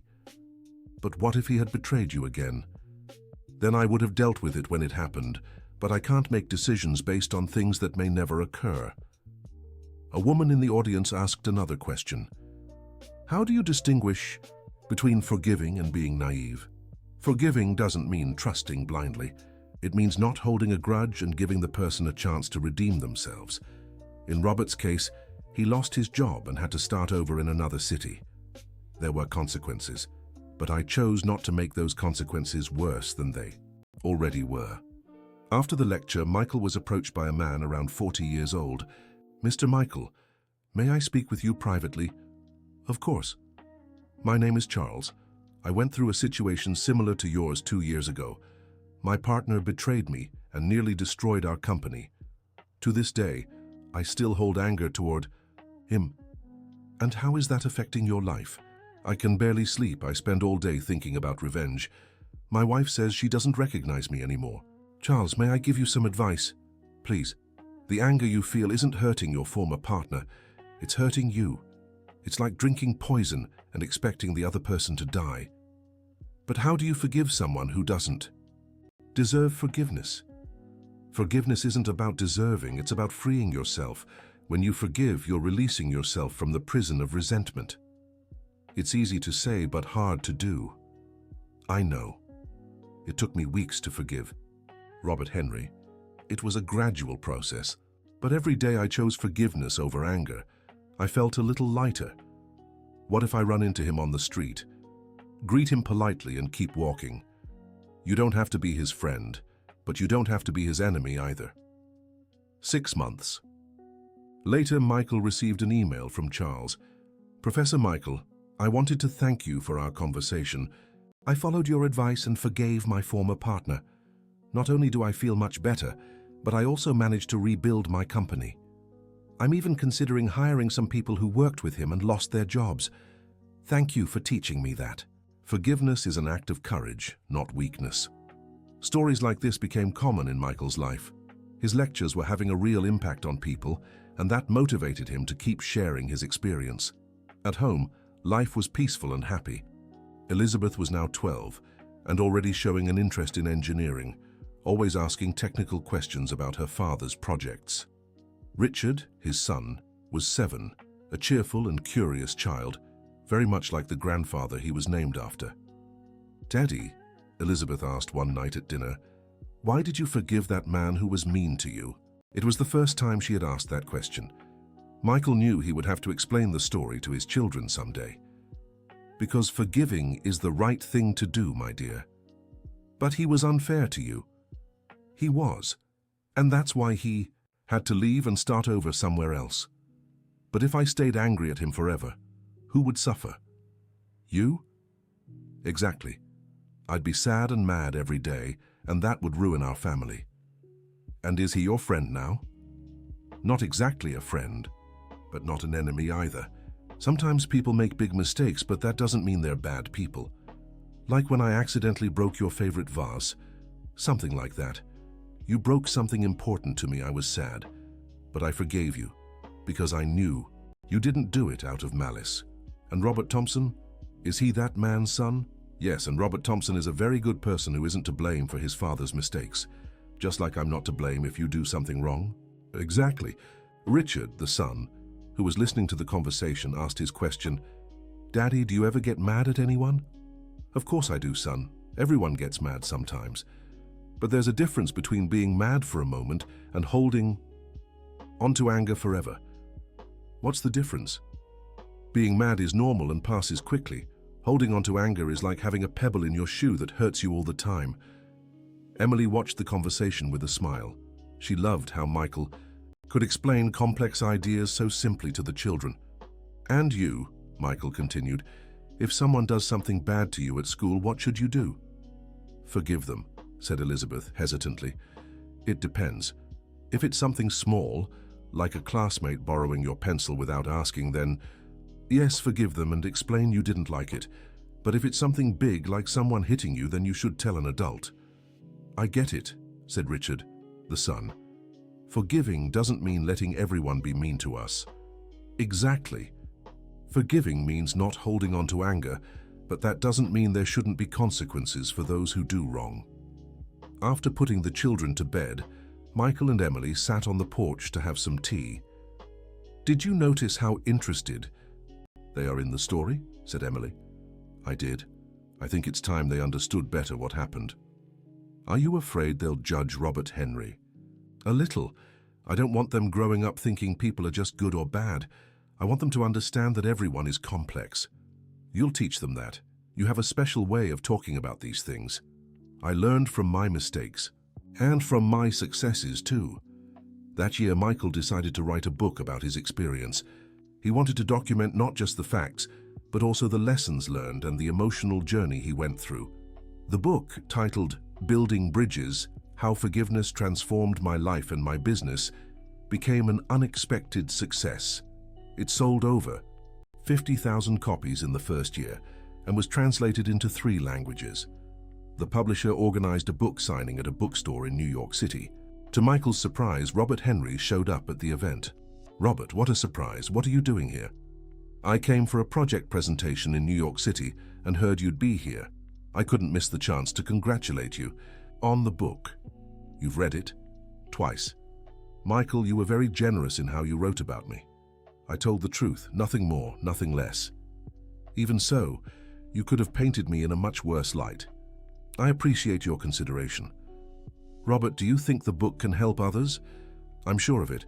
In fact, my new boss read it and said he's going to use the concepts in managing his company." "That's good to hear." "Michael, can I ask you something?" "Of course. In the next edition of the book, could you include a chapter telling my side of the story? How I rebuilt myself after my mistake. That's a great idea. I'll talk to the publisher. 6 months later, the second edition of the book included a chapter written by Robert Henry, sharing his perspective on the events and the personal and professional rebuilding process he had to face. The chapter became one of the most praised parts of the book. Many readers commented that it was important to see the viewpoint of the one who made the mistake, not just the one who forgave. In one online review, a reader wrote, "This book should be required reading in all business schools. It shows that success isn't just about numbers, but about relationships and values." Another comment that stayed with Michael was, "My father went through a similar situation 10 years ago and never forgave his former partner. After reading this book, he decided to reach out and make peace. I've never seen my father so at peace with himself." The success of the book opened new opportunities for Michael. He was invited to give lectures at prestigious universities, appear on television programs, and write articles for business magazines. But what made him most proud were the emails he received from people sharing how his story had inspired positive changes in their lives. One letter that particularly moved him was from a teacher in Miami. "Professor Michael, I use your story in my business ethics classes. My students are always struck by the difference between doing the right thing and doing the easy thing. Many have told me they want to be entrepreneurs like you when they graduate." In 2040, 15 years after the famous dismissal, Michael was invited to deliver the keynote speech at an international leadership conference in Washington, D.C. It was the biggest event of his speaking career. The auditorium was packed with over 2,000 people.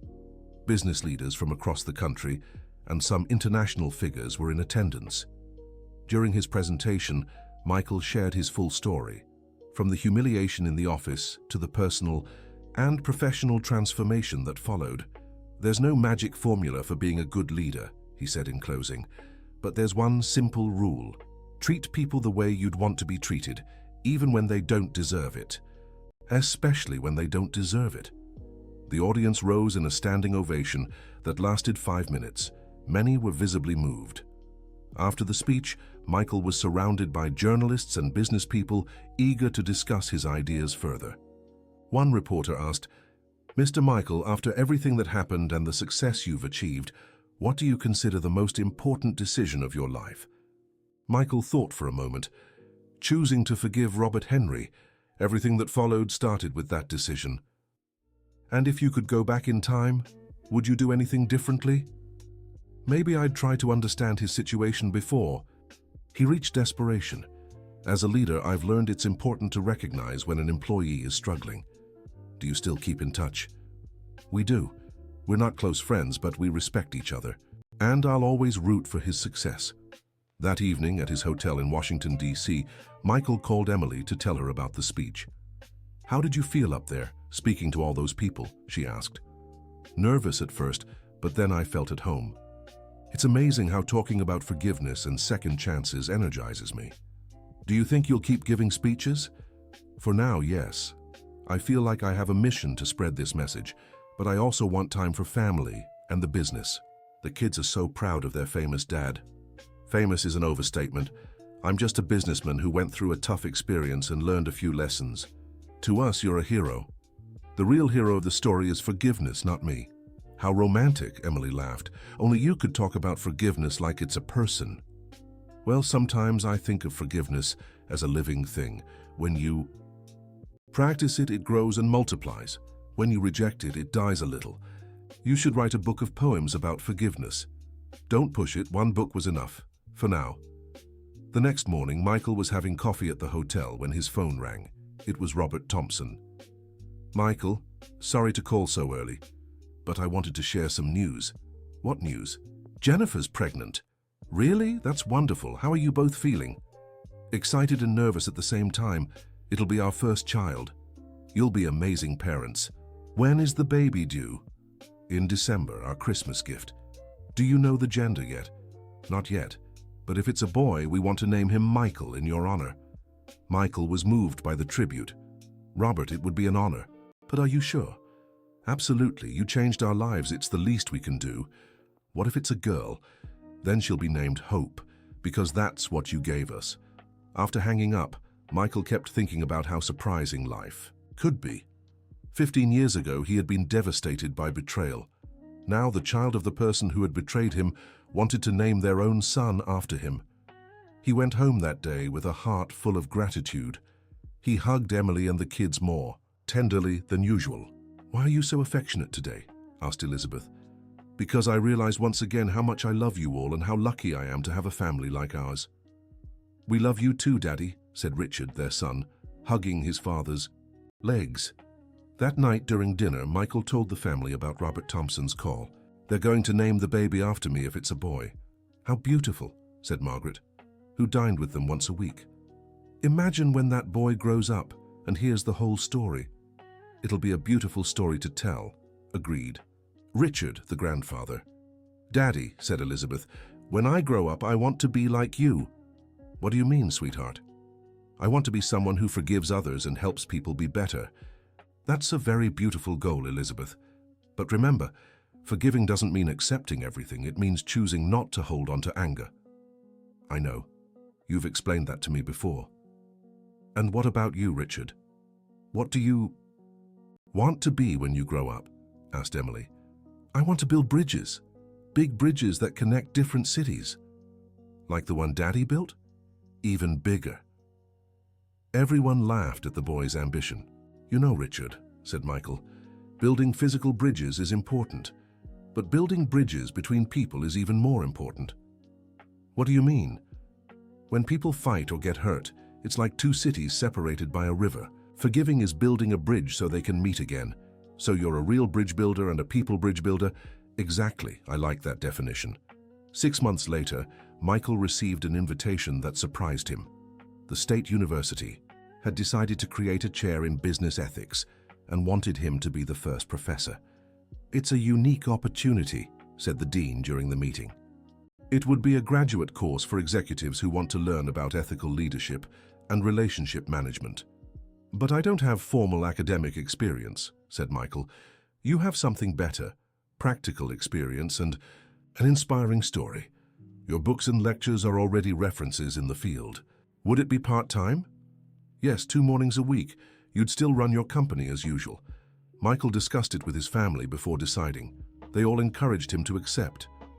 "It would be a way to multiply the impact of your ideas," said Emily. "And you could shape a new generation of ethical leaders," added Richard, the grandfather. Michael accepted the invitation. His first class had 30 students, executives from large companies, small business owners, and some recent graduates specializing in management. On the first day, he began by telling his own story. "You might be wondering what a businessman from a small town can teach you about business ethics," he said. "Let me tell you a story that changed my life and might change your perspective too." He recounted the entire saga, from the humiliating dismissal to his reconciliation with Robert Henry. The class listened in complete silence. "Does anyone have questions about what I just shared?" he asked at the end. An executive from a multinational raised her hand. "Professor, don't you think you were being too naive? In today's corporate world, isn't this kind of attitude seen as weakness?" "Excellent question. Let me answer with another question. Do I seem weak to you?" The class laughed. Michael was clearly a successful and confident man. "Actually, forgiveness is what gave me the strength to grow," he continued, "because when you forgive, you stop wasting energy on anger and can focus that energy on building something better." A young entrepreneur asked another question, "But how do you know when to forgive and when to stand firm?" "Forgiving doesn't mean not standing firm." Robert Henry lost his job and had to start over in another city. There were consequences, but I chose not to make those consequences worse than necessary. The class lasted 3 hours, but it flew by. The students were clearly engaged and inspired. At the end of the semester, Michael asked each student to write an essay on how they would apply the concepts of ethical leadership in their own careers. One of the essays that impressed him the most was from Olivia, HR director at a major tech company. "Professor Michael, your story made me completely rethink my approach as a leader. I always thought being firm meant being harsh. Now I understand that true firmness comes from consistency in values, not the harshness of methods. I've already started applying the concepts of constructive forgiveness in my company, especially in team conflicts. The results have been surprising. Another memorable essay was from William, owner of a small factory. For years, I held a grudge against a former partner who wronged me. After your classes, I decided to reach out and make peace. I found out he was also suffering from the situation. We didn't become partners again, but at least we're no longer enemies. I sleep much better now. The success of the first class led the university to offer the course permanently. Michael became a national reference in business ethics and leadership. That December, Robert Thompson and Jennifer had their first child. As promised, he was named Michael Robert Thompson. It's a big responsibility to have a namesake, Michael joked when he met the baby. The bigger responsibility is ours, to raise a child worthy of the name he carries, Robert Thompson replied. So I'm sure you'll do wonderfully. Jennifer held the baby carefully in her arms. Michael, I want to thank you for everything you've done for us. Without you, Robert and I would never have met. You met because you're both special people. I just provided the circumstances. Even so, thank you. Oh, thank. The baptism of little Michael took place in the same church where all the family's big events were held. Michael was chosen as godfather, an honor he accepted with emotion. During the celebration, Robert Henry called from Denver to congratulate his son and grandson. Michael, Robert Thompson said, "My father wants to talk to you." "Hello, Robert, how are you?" "Very well, Michael, and very emotional. I never imagined I'd be a grandfather one day." "And how does it feel knowing your grandson has my name?" "Proud and grateful. It's like the story has come full circle." "It's true. And Robert, would you like to meet your grandson in person?" "Very much, but I don't want to." "Cause any awkwardness?" "What awkwardness? You're welcome here whenever you want." "Thank you, Michael. Maybe I'll come for Christmas." "We'll be waiting." 2042 brought many changes. Elizabeth was 17 and had decided to study civil engineering, following in her father's footsteps. Richard, the son, was 12 and showed interest in both engineering and law. "Maybe I'll become a lawyer specializing in conflict resolution," he said during a family conversation. "What do you mean?" Michael asked. "Like this. When companies fight, instead of going to court, they call me to help make peace. Just like you did with Robert Henry. It's called mediation, my son. It's a very important field." "Then, that's what I'll do." Emily looked at Michael with a smile. "Seems our children inherited your values." "They inherited our values," Michael corrected. "You contributed just as much as I did to shaping their character." The company continued to grow sustainably. Michael had established some rules he considered fundamental. 1. Never accept projects that compromise quality or safety to cut costs. 2. Treat all employees with dignity and respect, regardless of their position. 3. Maintain complete transparency with clients and partners. 4. Give second chances to those who show genuine remorse. 5. Contribute to the development of the local community. These rules had become the company's culture and were known by all employees.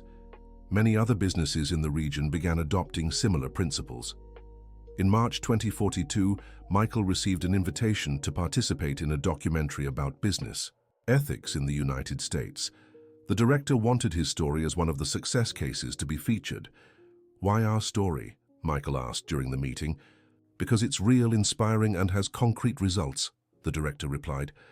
"Most stories about forgiveness are too romantic. Yours shows that forgiving can be both morally right and strategically smart." "And who else will participate?" "Some executives from major corporations, a former secretary, and a few academic figures. But your story is the one that moves us the most." "Can I include other perspectives? Robert Henry, for example?" "Of course. In fact, that would be perfect. We want to show all sides of the issue."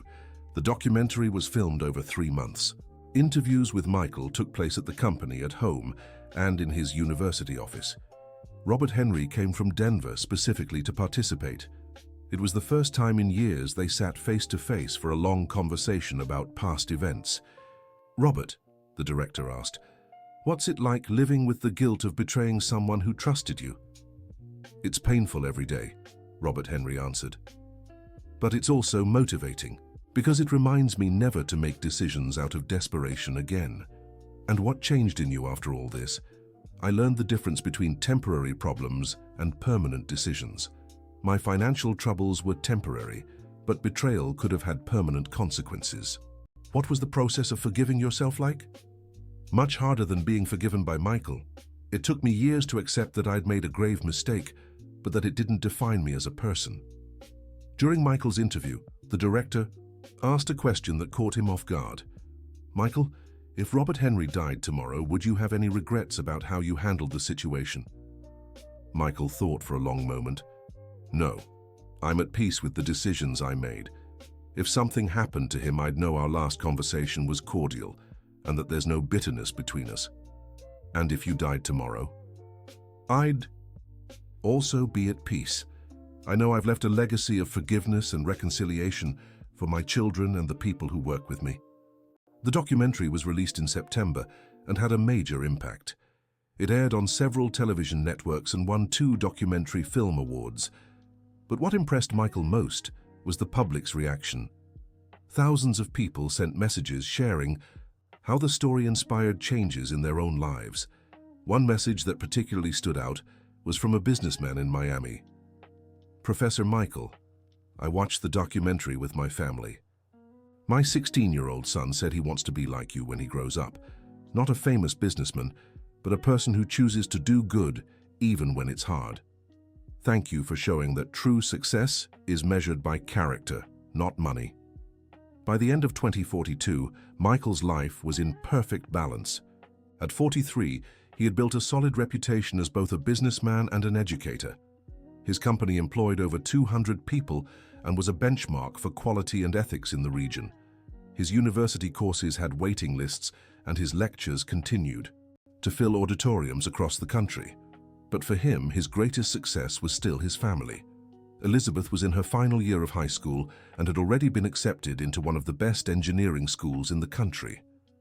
Richard, his son, was working on a school project about conflict mediation, clearly influenced by the stories he heard at home. "Daddy," Elizabeth said one evening, "I have a serious question for you." "Go ahead, sweetheart." "Do you think I'll ever be as good an engineer as you?" Michael smiled. "Elizabeth, you're already better than me at so many things. You have creativity, dedication, and strong principles. I'm sure you'll be an exceptional engineer. But what if I make big mistakes like Robert Henry did? If you make mistakes, you'll learn from them. And if you hurt someone, you'll have the courage to apologize and make it right. That's what defines a person of character. And what if someone betrays me like he betrayed you? Then you'll remember what you learned at home. Forgiving doesn't mean being weak, it means being strong enough to break the cycle of revenge." Emily, who had been listening from the kitchen, walked over. "Elizabeth, your father is right. But remember, forgiving doesn't mean trusting blindly. It means giving a second chance, but wisely." "I get it. It's like that song you always sing. Forgiving is an act of faith, not naivety." "Exactly," said Michael. "And you already show that wisdom when you resolve conflicts between you and your brother." "Speaking of Richard," Elizabeth said, "where is he?" "In his room researching for his project on mediation," Emily replied. "Can I see?" "Of course." Elizabeth went up to her brother's room and found him surrounded by books and notes. "What are you studying?" she asked. "I'm researching how different cultures handle forgiveness and reconciliation. Did you know in South Africa, they created a Truth and Reconciliation Commission after apartheid ended?" "I didn't. How did it work?" "People who did bad things could confess publicly and ask for forgiveness. If they showed genuine remorse, they got amnesty instead of prison." "And did it work?" "In many cases, yes. Of course it wasn't perfect, but it helped the country heal instead of falling into civil war." "That's kind of like what Dad did with Robert Henry." "Exactly. That's why I'm using Dad's story as a case study in my project." "What else have you found?" "That forgiveness isn't just a moral issue, it's also a smart social strategy. When you forgive, you break cycles of revenge that can last generations. Elizabeth was impressed by her brother's maturity. "Are you presenting this at school?" "Yes, and my teacher said if it's good, I can present it at the state science fair. I'm sure it'll be great." The following week, Richard made his presentation at school. The project was a comparative analysis of different conflict resolution methods, using everything from historical examples to personal cases like his family's. The teacher was so impressed that he invited Michael to give a talk to the students. "It would be an honor," Michael said, "but I want it to be informal. I want the kids to ask questions and talk with me." The talk took place on a Thursday afternoon. The school auditorium was full of curious teenagers. "Well, everyone," Michael began, "my son Richard told you about a difficult situation our family went through. Does anyone have any questions about it?" A 14-year-old girl raised her hand. "Mr. Michael, when that man betrayed you, did you feel like getting revenge?" "I did. In the first few days, all I could think about was ways to hurt him. I wanted him to lose everything like I had lost." "And what changed?" "I realized the more I thought about revenge, the unhappier I became. And it was affecting my family, my friends, my work. The anger was destroying me from the inside." A boy asked, "But weren't you afraid people would think you were weak?" "At first, yes. But then I discovered something interesting. People respect those who have the courage to forgive much more than those who have the courage to seek revenge. Why? Because anyone can be violent when they're angry, but only truly strong people can choose forgiveness when they're hurt." A 16-year-old girl asked a more complex question. "Mr. Michael, what if the person isn't sorry? What if they keep doing wrong things?" "Excellent question. Forgiving doesn't mean tolerating bad behavior. If someone doesn't show genuine remorse and keeps hurting people, you protect yourself and others, but you don't hold on to bitterness." "How so?" "It's like dealing with someone addicted to drugs. You can love and forgive them, but you won't let them rob your house. You set boundaries, but you don't keep hatred in your heart." The conversation went on for 2 hours. The teenagers asked questions about bullying, family conflicts, betrayals among friends, and how to apply the concepts of forgiveness in their own lives. "Mr. Michael," a boy said at the end, "do you have any advice for us?" "Yes. Remember that you always have a choice. You can carry the weight of anger or the lightness of forgiveness. And also remember that to err is human, but to learn from mistakes is wise." After the talk, the school principal approached Michael. "Mr. Michael, I'd like to propose something. How about we create a permanent conflict resolution program here at the school under your supervision? How would it work? We'd train some teachers and older students to be mediators. When conflicts arise between students, instead of just applying punishments, we try to promote dialogue and reconciliation." "That's a brilliant idea. I can help with the training." "Perfect. And Richard can be our first student mediator." The program was implemented 6 months later and became a model for other schools in the area. Violence and bullying rates dropped significantly, and many conflicts that used to result in suspensions were now resolved through mediated conversations. Richard, the son, stood out as a mediator, showing a natural ability to help classmates understand different perspectives and find peaceful solutions. "Dad," he said one evening, "I helped 2 boys in my class stop fighting today. They'd been arguing for weeks over a girl. And how did you resolve it?" "I talked to each of them separately first. I found out they were actually best friends and were suffering because of the fight. The girl didn't even know they were fighting over her. And then I brought all 3 into a room and let each one talk about how they were feeling. In the end, the boys apologized and decided their friendship was more important than anything. And the girl, she said she wasn't interested in dating either of them but wanted to stay friends with both. And everyone was happy?" "Yes, and the best part, they thanked me for helping instead of letting them hate each other." Emily, who was listening, commented, "Richard, you have a special gift for this. I learned from Dad. He always says most conflicts happen because people don't understand each other, not because they're bad." "That's true," agreed Michael. "And you're applying this lesson brilliantly." That year, Michael received an invitation that surprised him. The Department of Education was creating a national peace education program and wanted him to participate as a consultant. It's an opportunity to expand the impact of your work across the country, explained the department representative during the meeting. But it would be a huge responsibility, and I have my business, my family, my students at the university. We understand. That's why we're proposing a part-time consultancy. You'd help develop the curriculum and train facilitators, but wouldn't need to move to Washington, D.C. And what's the program's goal? To teach children and teens about peaceful conflict resolution, empathy, constructive forgiveness, and respectful coexistence, based on the work you already do. Michael was tempted by the opportunity, but also worried about the impact on his personal life. Can I have some time to think? Of course, but we'd like an answer in 2 weeks. That night, Michael talked at length with his family about the proposal. It's a unique chance to help millions of children, said Emily. But I also understand your concerns. What's your biggest worry, Dad? Asked Elizabeth. I don't want my work to become just theoretical. The strength of our story is that it's real, born from genuine experience. I'm afraid institutionalizing it too much might take away that authenticity. But you can keep the authenticity, said Richard, his son. Just keep telling real stories, not just theories. The boy's right, said Richard, the grandfather, who was also present. Your strength has always been speaking from experience, not from textbooks.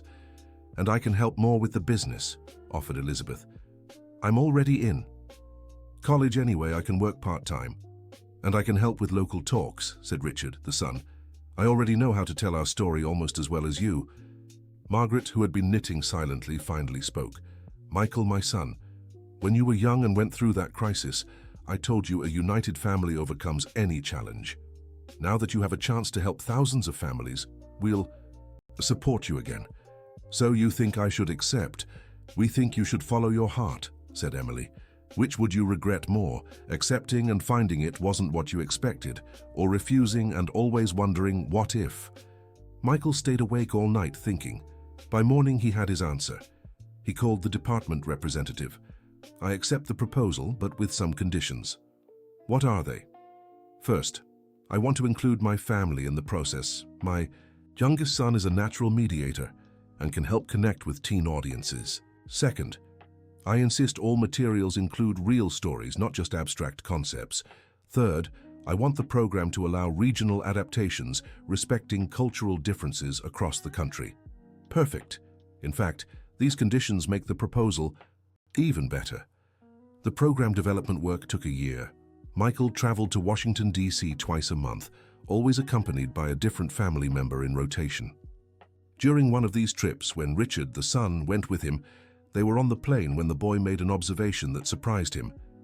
Dad, have you ever realized our family might never have existed if Robert Henry hadn't betrayed you? How so?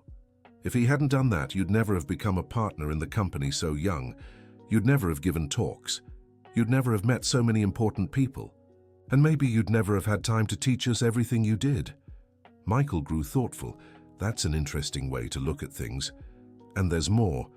Robert Thompson would never have come to work with us. He and Jennifer would never have met. Little Michael would never have been born. True. So in a way, Robert Henry's mistake created a lot of good. Richard, are you saying it was good that he betrayed me? No. Of course it wasn't good.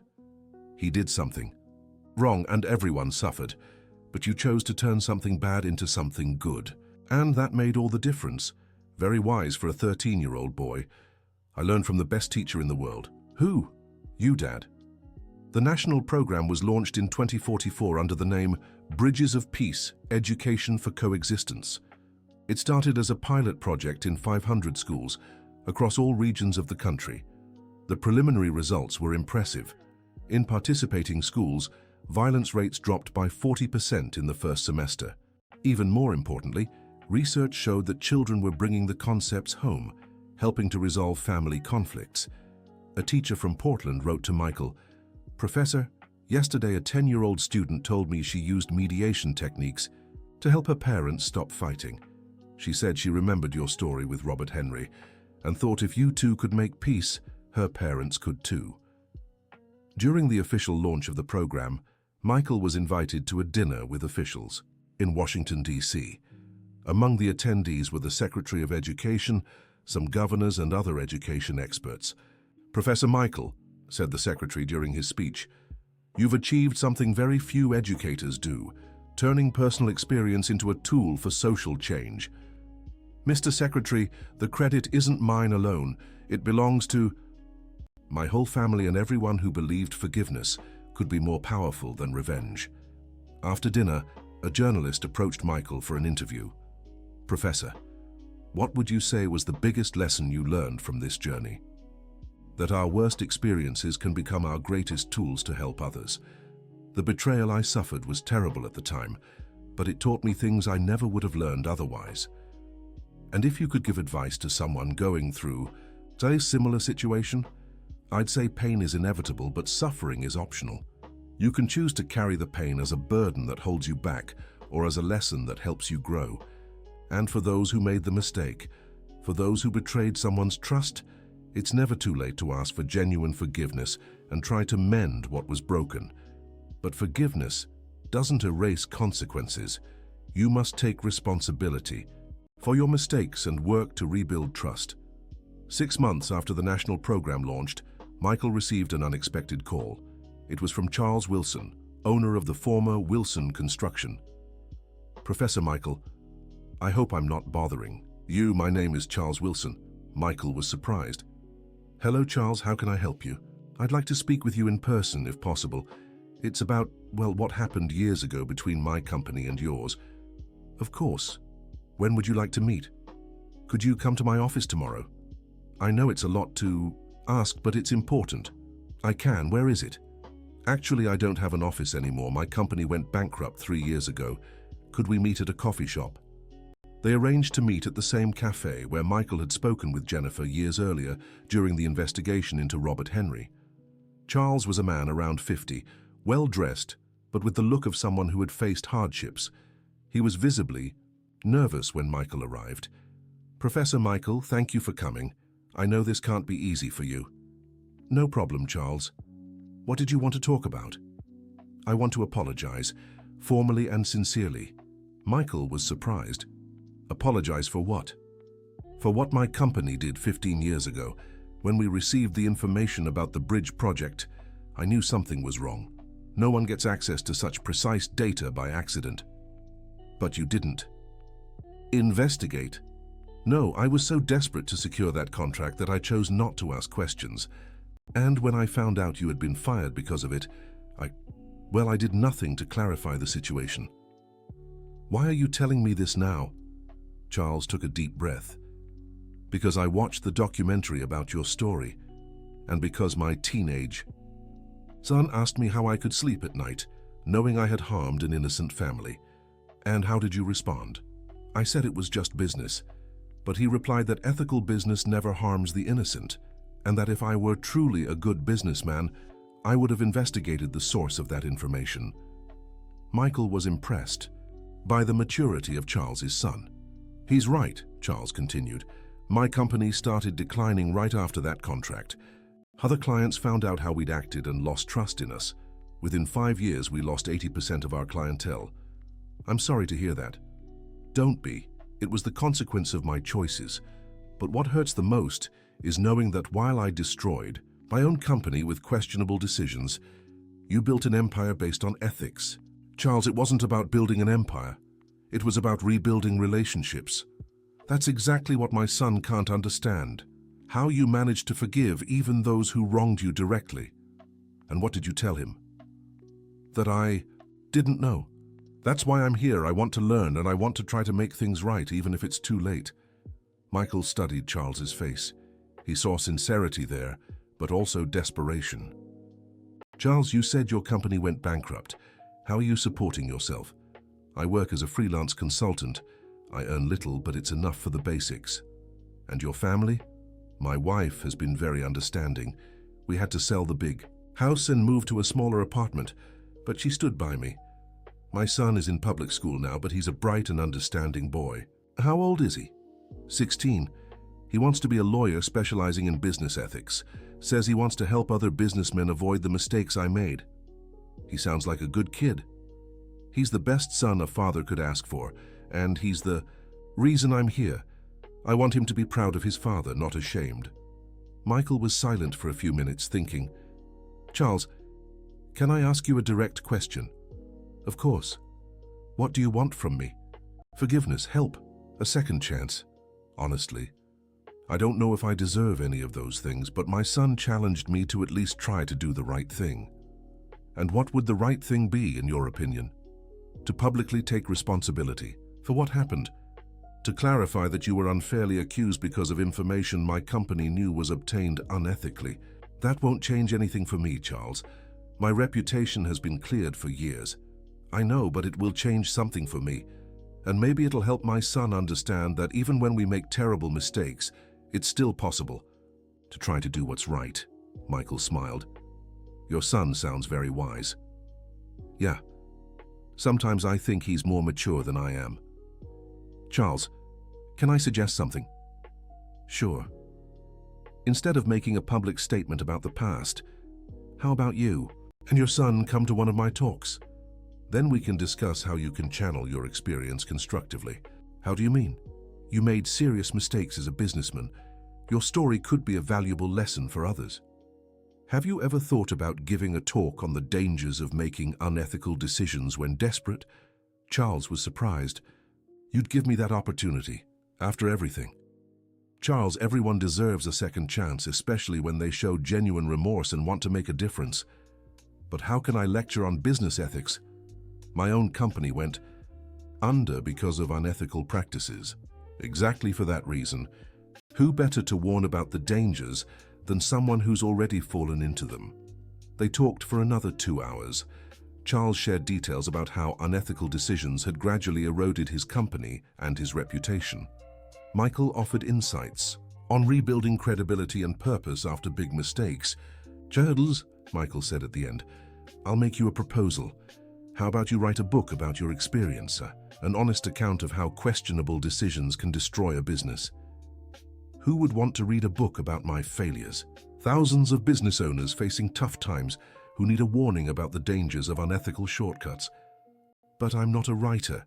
Neither was I a speaker or a professor. Sometimes we discover talents when we need them most." 6 months later, Charles released the book, The Price of Dishonesty: How Unethical Decisions Destroyed My Company, and How I Learned to Rebuild. The foreword was written by Michael. The book received an unexpected welcome. Many business owners related to Charles's brutal honesty in describing his mistakes and the consequences he faced.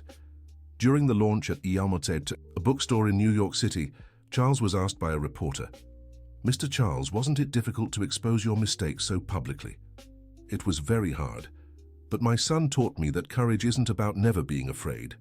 It's about doing the right thing even when you are." "And how did Professor Michael react when you reached out to him?" "With a generosity I didn't deserve. He showed me that admitting mistakes is the first step to fixing them." "Are you friends now?" "I wouldn't say friends, but we respect each other. And that's more than I could have hoped for." Charles's book became required reading in many business schools. His raw honesty about the dangers of corporate dishonesty perfectly complemented the messages of forgiveness and second chances that Michael spread. In 2045, Michael was invited to speak at an international conference on business ethics in Buenos Aires.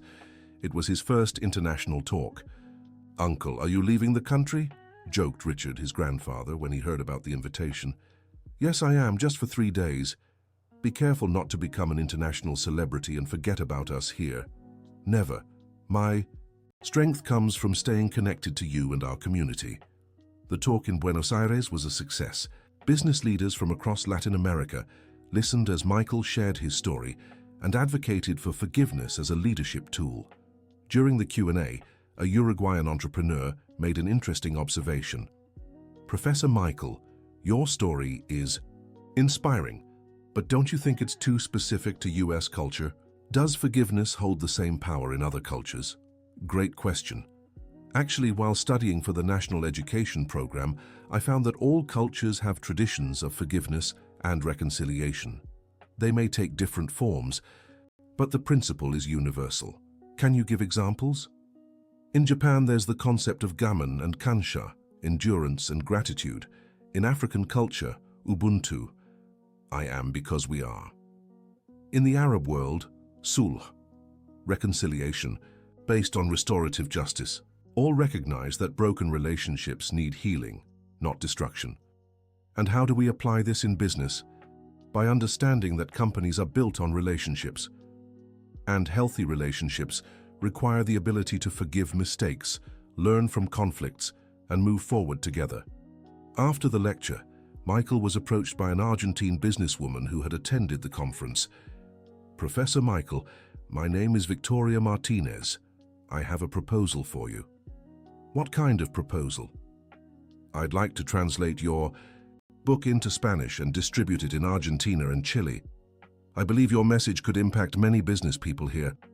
It would be an honor, but I want any profits to go toward educational programs." "Perfect. In fact, that makes the proposal even better." The book was released in Spanish 6 months later and became a bestseller in several Latin American countries. Victoria organized a lecture tour for Michael across the continent. It was during one of these lectures, in Santiago, Chile, that Michael received a call that would once again change his perspective on forgiveness and reconciliation. It was Robert Henry. "Michael, can I talk to you? It's urgent." "Of course, Robert. What happened?" "My granddaughter, Robert Thompson's daughter, she's sick. The doctors here in Denver can't figure out what it is." "I'm so sorry. How can I help?" "Robert Thompson told me you know doctors in New York City, really good ones. Do you think—" "Of course, I'll call some contacts right away. What's the preliminary diagnosis?" Robert Henry explained his granddaughter's symptoms. Michael recognized some signs that reminded him of Robert's wife's case years ago. "Robert, I'll call Dr. Andrew Fleming. He's the best pediatric specialist I know. I'll ask him to see you this week." "Michael, I can't afford a private doctor in New York City. Leave that to me. The important thing is taking care of the child." "Why are you doing this?" "Because it's the right thing to do. And because your granddaughter is innocent of anything that happened between us." 3 days later, Robert Thompson was in New York City with his 3-year-old daughter. Michael met them at the hospital and personally introduced the family to Dr. Andrew. "Dr. Andrew, this is the family I mentioned. Little Sophie needs your care." The doctor examined the child carefully. After several tests, he reached a diagnosis, a rare but treatable condition that required specific medication and specialized follow-up. "The good news," said Dr. Andrew, "is that we caught it early. With the right treatment, Sophie will have a completely normal life." "And the bad news?" asked Robert Thompson. "The treatment is expensive and needs to be done here in New York City for the next 6 months." Robert Thompson turned pale. "Doctor, I can't afford to—" "Robert," Michael interrupted, "don't worry about that now. The important thing is starting the treatment. Michael, I can't accept this. You've already done so much for our family. Robert, when your daughter grows up and asks how she got better, you'll tell her it was thanks to her family's love. Love. That overcomes any past grievances." Jennifer, who had been silently holding her daughter, began to cry. "Michael, I don't know how to thank you." "No need to thank me. Sophie is our family too." During the 6 months of treatment, Robert Thompson and Jennifer temporarily moved to New York City. Michael arranged an apartment for them and made sure they lacked nothing. Little Sophie responded well to the treatment. She was a happy, smart child who quickly won the hearts of Michael's entire family. "Godfather Michael," she said one afternoon. She had started calling him that spontaneously. "Why are you so nice to me?" "Because you're a very special girl, Sophie. My daddy said you helped him when he was little too. Your daddy was always a very good boy, and you take after him. And my grandpa Robert, daddy said you were friends, then you weren't, and now you are again." Michael smiled. "It's a long story, Sophie. When you grow up, I'll tell you all about it." "Is it a sad story?" "There are sad parts, but the ending is happy." "Like fairy tales?" "Better than fairy tales because it's a true story." 6 months later, Sophie was completely healed. The family returned to their hometown, but the bond with Michael had grown even stronger. Robert Henry came from Denver especially to thank him in person. "Michael," he said with tears in his eyes, "you saved my granddaughter. How can I repay you?" "You already have, Robert." "How?" "By raising an honest son who became a man of character. Robert Thompson is one of the finest people I know. He learned that from you, not from me. He learned from both of us, from my examples and from your mistakes. Sometimes we learn just as much from what we shouldn't do as from what we should. Michael, can I confess something to you?" "Of course." "All these years, I wondered if you had truly forgiven me or if you were just being polite. Now I know. The forgiveness was genuine." "How do you know?" "Because you cared for my granddaughter as if she were your own daughter. No one does that out of obligation or politeness, only out of love." Michael was moved. "Robert, forgiving you was one of the best decisions of my life, not just because it freed me from anger, but because it allowed me to be part of a bigger family." "Bigger family?" "Yes, you, Robert Thompson, Jennifer, Sophie, little Michael, you're all part of my extended family now, not by blood, but by heart." That year, 2046, Michael turned 47. He was a man fulfilled professionally, personally, and spiritually. His company continued to grow, his children were becoming responsible adults, and his educational work was impacting thousands of people. But the achievement he was most proud of was building a network of relationships based on forgiveness, understanding, and unconditional love. During the birthday party, organized by Emily at her aunt and uncle's house, Michael gave a speech to the guests. "I look at all of you and see proof that miracles exist. Not supernatural miracles, but human ones. The miracle of turning betrayal into trust, hurt into love, conflict into harmony. When that terrible episode happened over 20 years ago, I thought my life was ruined. I never imagined it was actually the beginning of a new chapter, one far richer and more meaningful. I've learned that our greatest enemies can become our greatest teachers, that our worst experiences can give rise to our best lessons, and that forgiveness isn't an act of weakness, but the most powerful demonstration of strength there is. Thank you all for being part of this journey. And a special thanks to Robert Henry, who, though not here physically, taught us that everyone deserves a second chance. The party went on late into the night. Among the guests were employees from his company, university students, fellow speakers, and the entire extended family Michael had built over the years. Elizabeth, now 21, and in her final year of engineering school, approached her father during the party. "Dad, can I talk to you?" "Of course, sweetheart. I have a proposal." "What kind of proposal?" "I want to write my senior thesis on how ethical principles can be applied in civil engineering, and I'd like to use our company as a case study. It would be an honor." "But are you sure you want to mix personal life with academics?" "I am. In fact, I don't think they can be separated. Everything I've learned about engineering, I learned by watching you. And everything about ethics, too." "What would the focus of the thesis be?" "How to build companies and projects that last, not just physically, but socially. Projects that strengthen communities instead of just occupying spaces. It's a fascinating topic, and very necessary. And Dad, after I graduate, I want to work with you, but not just as the boss's daughter. I want to start from the bottom and prove my worth. Elizabeth, you've already proven your worth in so many ways, but I admire your humility and determination." Richard, the son, now 17, also joined the conversation. "What about me, Dad? Can I work in the company too?" "Of course, son. But hadn't you decided to study law?" "I have. But I want to specialize in business law and ethics to help other companies avoid the problems you've faced. That's a very important field, and you already have practical experience with mediation." "Exactly. I want to be a lawyer, but I also want to help shape future entrepreneurs. Maybe even teach like you." Michael looked at his two children with immense pride. "You two surprise me every day. You're becoming even better people than I ever dreamed." "We learned from the best," said Elizabeth. "And from the best examples," added Richard, the son. "And now," a voice behind them spoke, "it's time for you to make a difference in the world." It was Margaret who had approached the group. "Grandma's right," said Elizabeth. "Our generation has the responsibility to spread the values we learned at home. and to do it in a way that reaches young people our age, added Richard, the son, using social media, podcasts, modern ways of communication.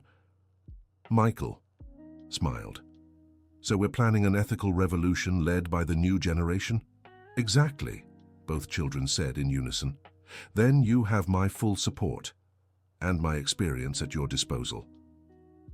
2 years later, in 2048, Elizabeth's thesis was awarded as the best in the country in the civil engineering category. Her work demonstrated how ethical companies are not only more financially sustainable, but also create lasting positive social impacts.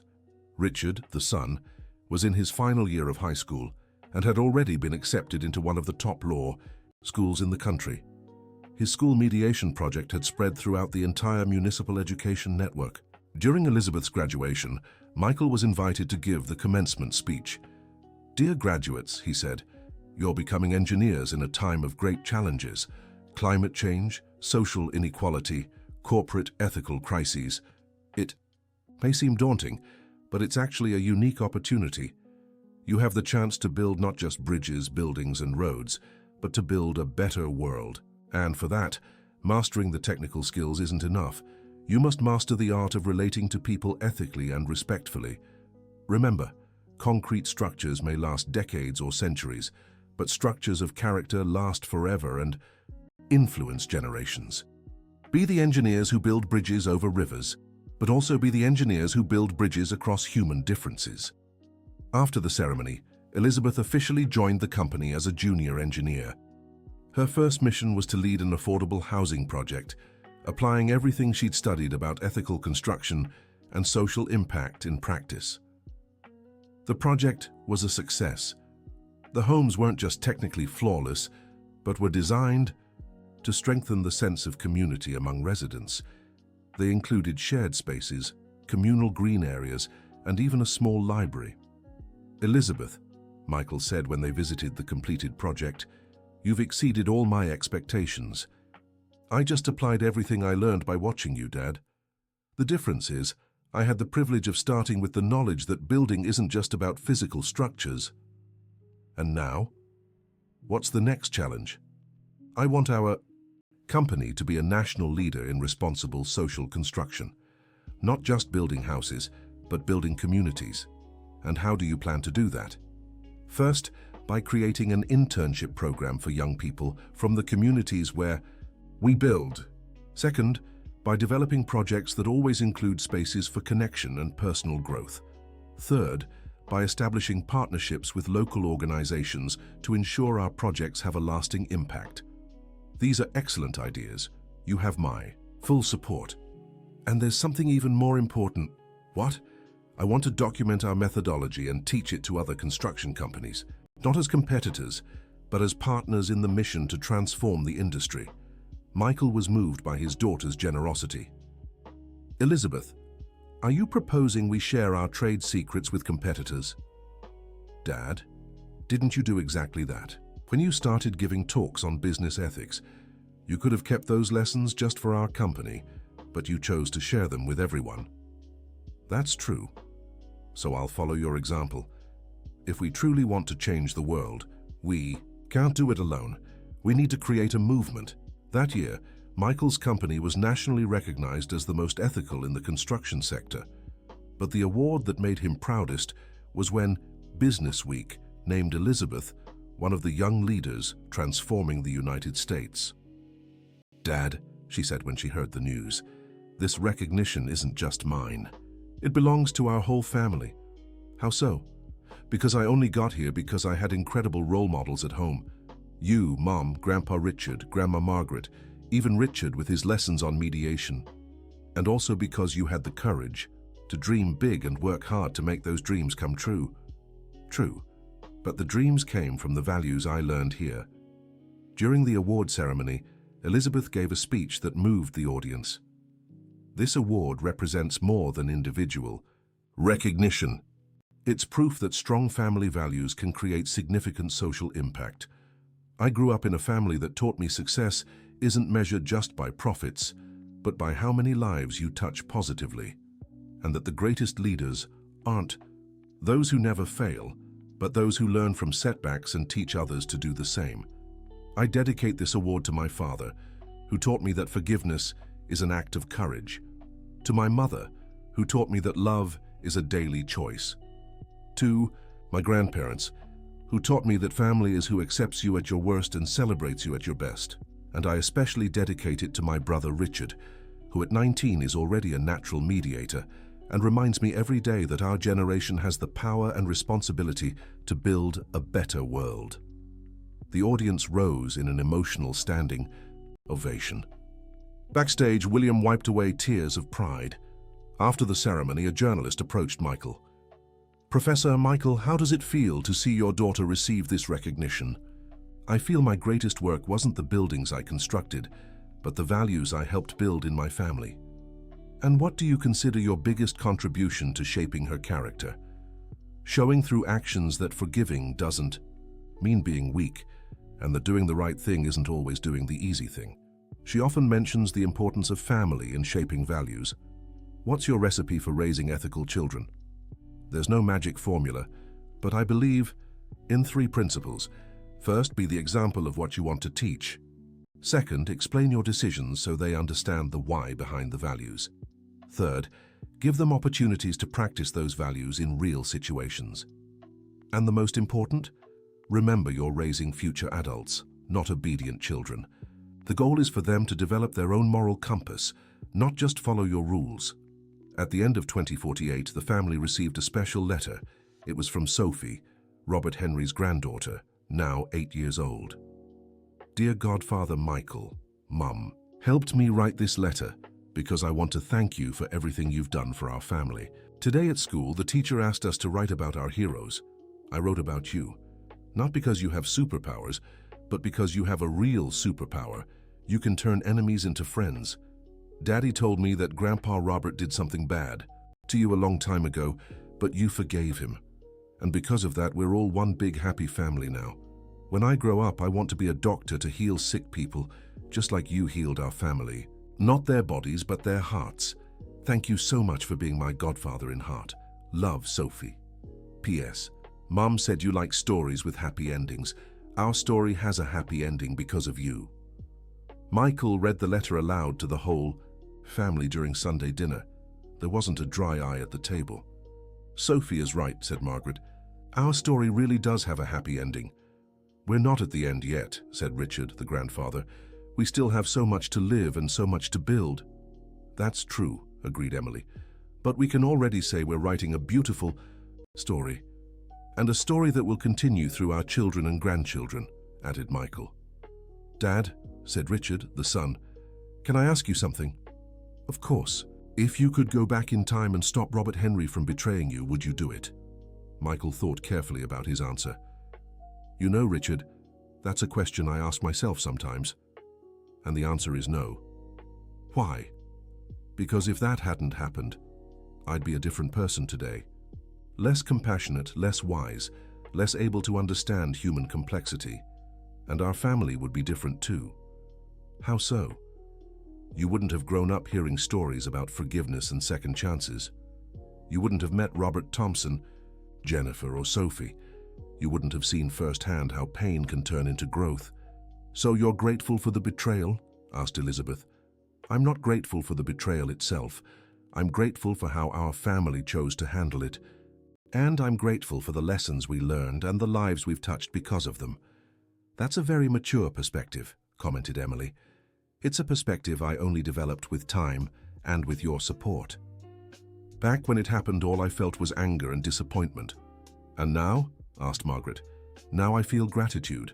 Gratitude for having a family that stood by me, for discovering strength I didn't know I had, and for learning that forgiveness is truly freeing."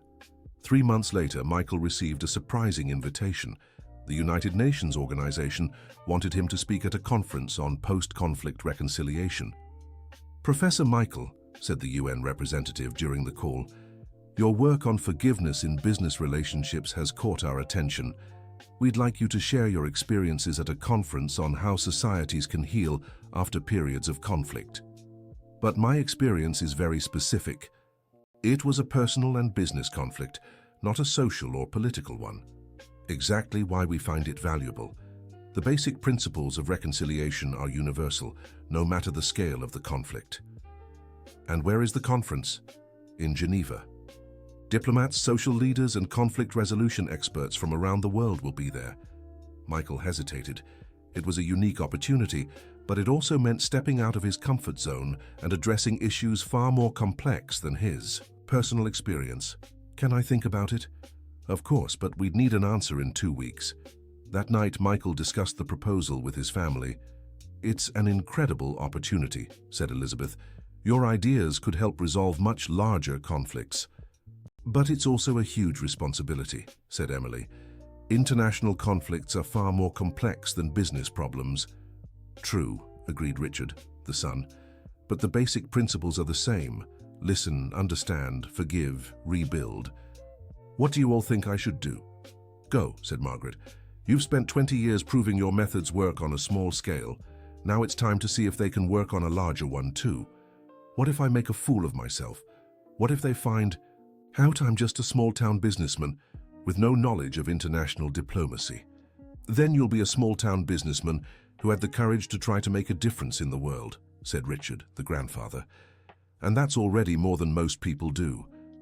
Michael decided to accept the invitation. The conference took place 3 months later in Geneva. It was an impressive event, with delegates from dozens of countries and international organizations.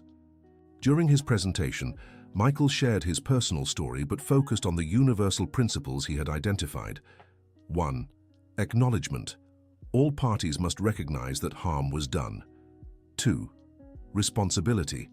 Those who caused harm must take responsibility. 3. Repair.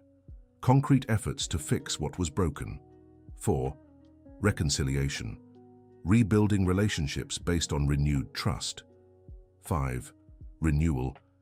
Creating systems to prevent future conflicts. These principles, he said, worked in a dispute between an uncle and nephew in an American town. I believe they can also work between nations, communities, and conflicting groups. The audience was visibly interested.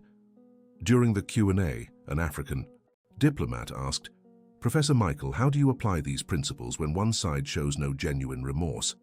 Excellent question. In my experience, forgiveness can be one-sided, but reconciliation must be mutual. You can forgive someone to free yourself from anger, even if they don't repent. But you can only rebuild a relationship if both sides commit to real change. A European NGO representative asked, and when the harm is too great, when lives are lost, communities destroyed? I won't pretend to have easy answers for such complex situations, but I believe the principles still hold, even if applying them is far harder. The alternative to forgiveness and reconciliation is an endless cycle of revenge, which only multiplies suffering. After the conference, Michael was approached by several delegates interested in applying his methods to their own situations. He realized he had truly discovered something universal in his personal experience. Back in the United States, Michael was reflecting on the experience when he received an unexpected call. It was from an NCB journalist in London. Professor Michael, we watched your Geneva presentation through videos circulating online. We'd like to make a documentary about your story for an international audience. An international documentary about our story? Exactly. We believe your message on forgiveness and reconciliation is especially relevant today, with so many conflicts and divisions worldwide. How would it work? We'd send a crew to the US to film in your town, with your family, your business, and also with Robert Henry.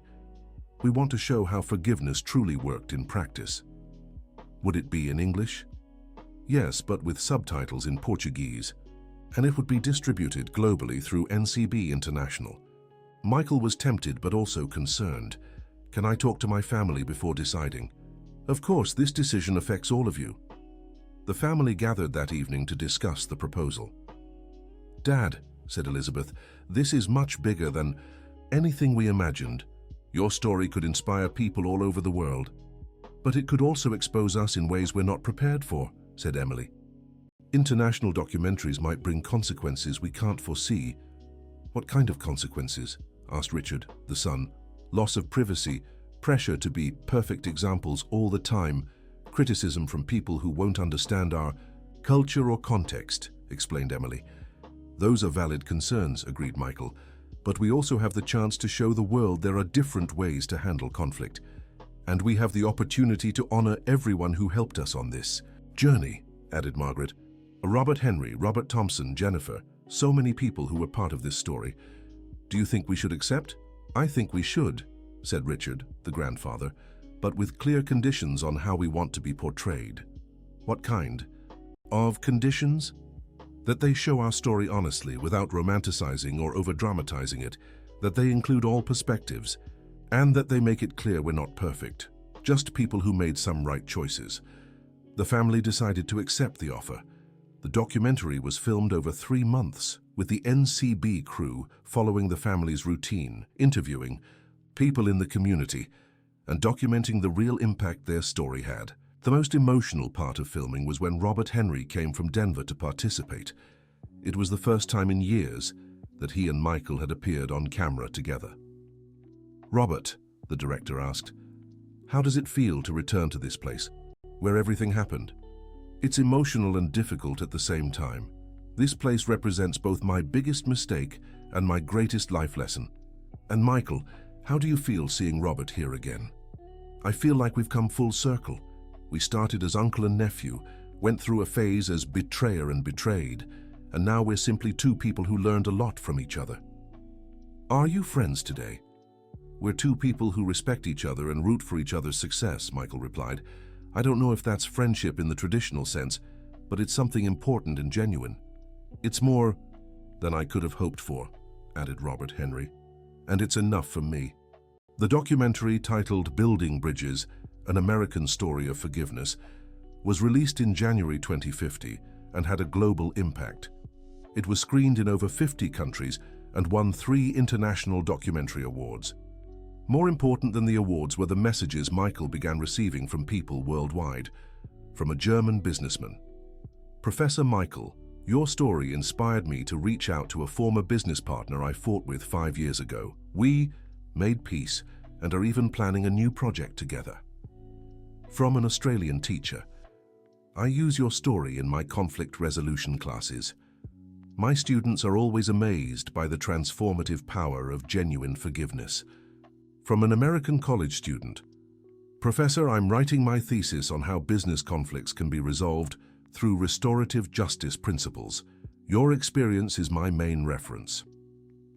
The documentary's success brought invitations to speak at international universities, global peace conferences, and even an offer to write a new book for an international audience. But Michael preferred to stay local. My strength has always come from staying connected to my community, he said in an interview. I don't want to lose that chasing international opportunities.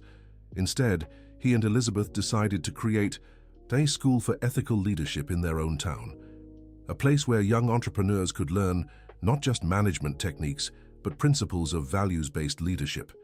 We want to train a new generation of leaders, explained Elizabeth.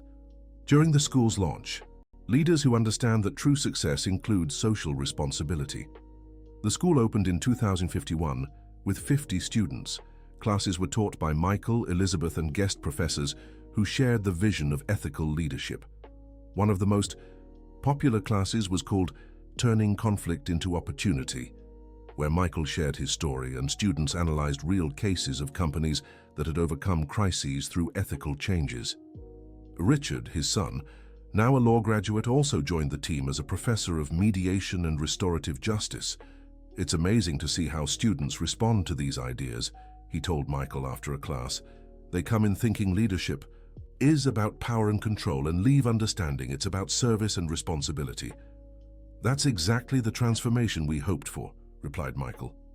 Every student who leaves here with that mindset can impact dozens of others.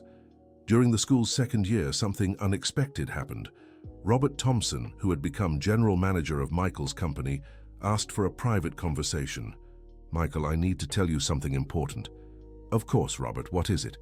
I've been offered a CEO position at a construction company in New York City. It's an incredible opportunity, but it means leaving our company.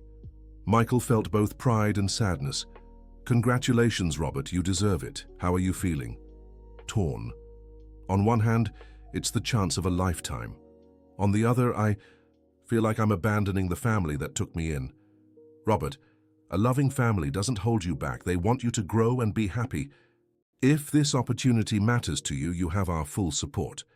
But who will take my position here? We'll find someone. Or maybe it's time for Elizabeth to take a bigger step in the company. And our friendship? What happens to that?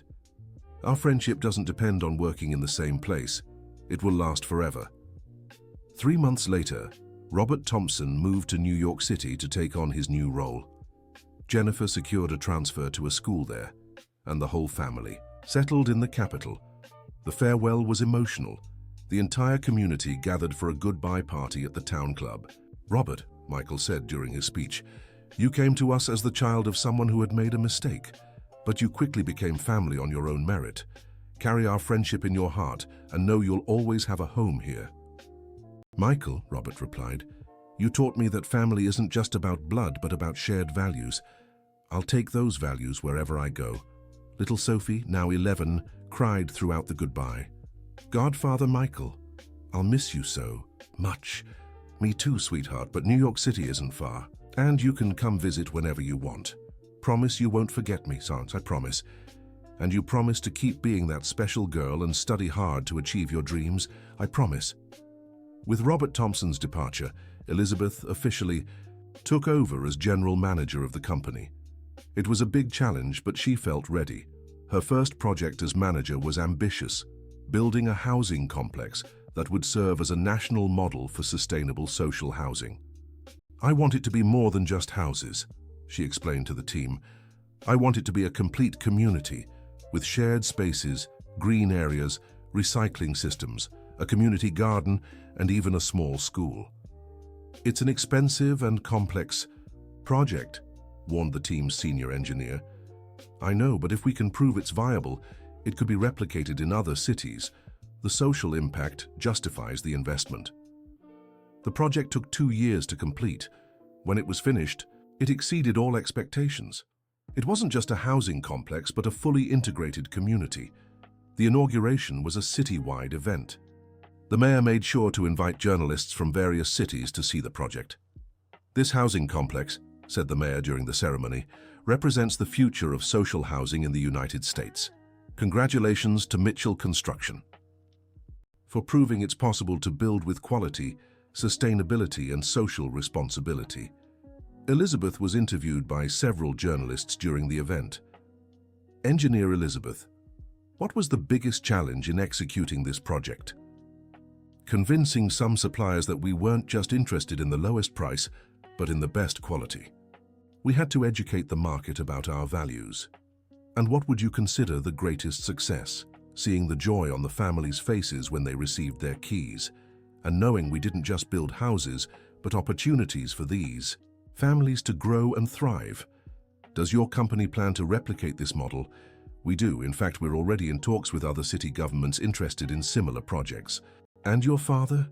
How is he handling your leadership in the company? My father is my biggest supporter. He taught me that leadership isn't about control, but about inspiration. And that's what I try to do every day. After the interview, Michael approached Elizabeth. Sweetheart, I'm so proud of you. Thank you, Dad. But I achieved this because I had the best teachers. You, Grandpa, Grandma, everyone who taught me that work with purpose is far more fulfilling than work just for money. And now, what are your next dreams? I want our company to be a national reference in social construction, but I also want to expand our leadership school, maybe create a scholarship program for underprivileged youth. Those are ambitious projects. I learned from you that it's worth dreaming big, as long as it's for the greater good. That year, 2053, the family received special news. Robert Thompson had been promoted to CEO of the construction company in New York City and was implementing the same ethical principles he'd learned in Michael's company.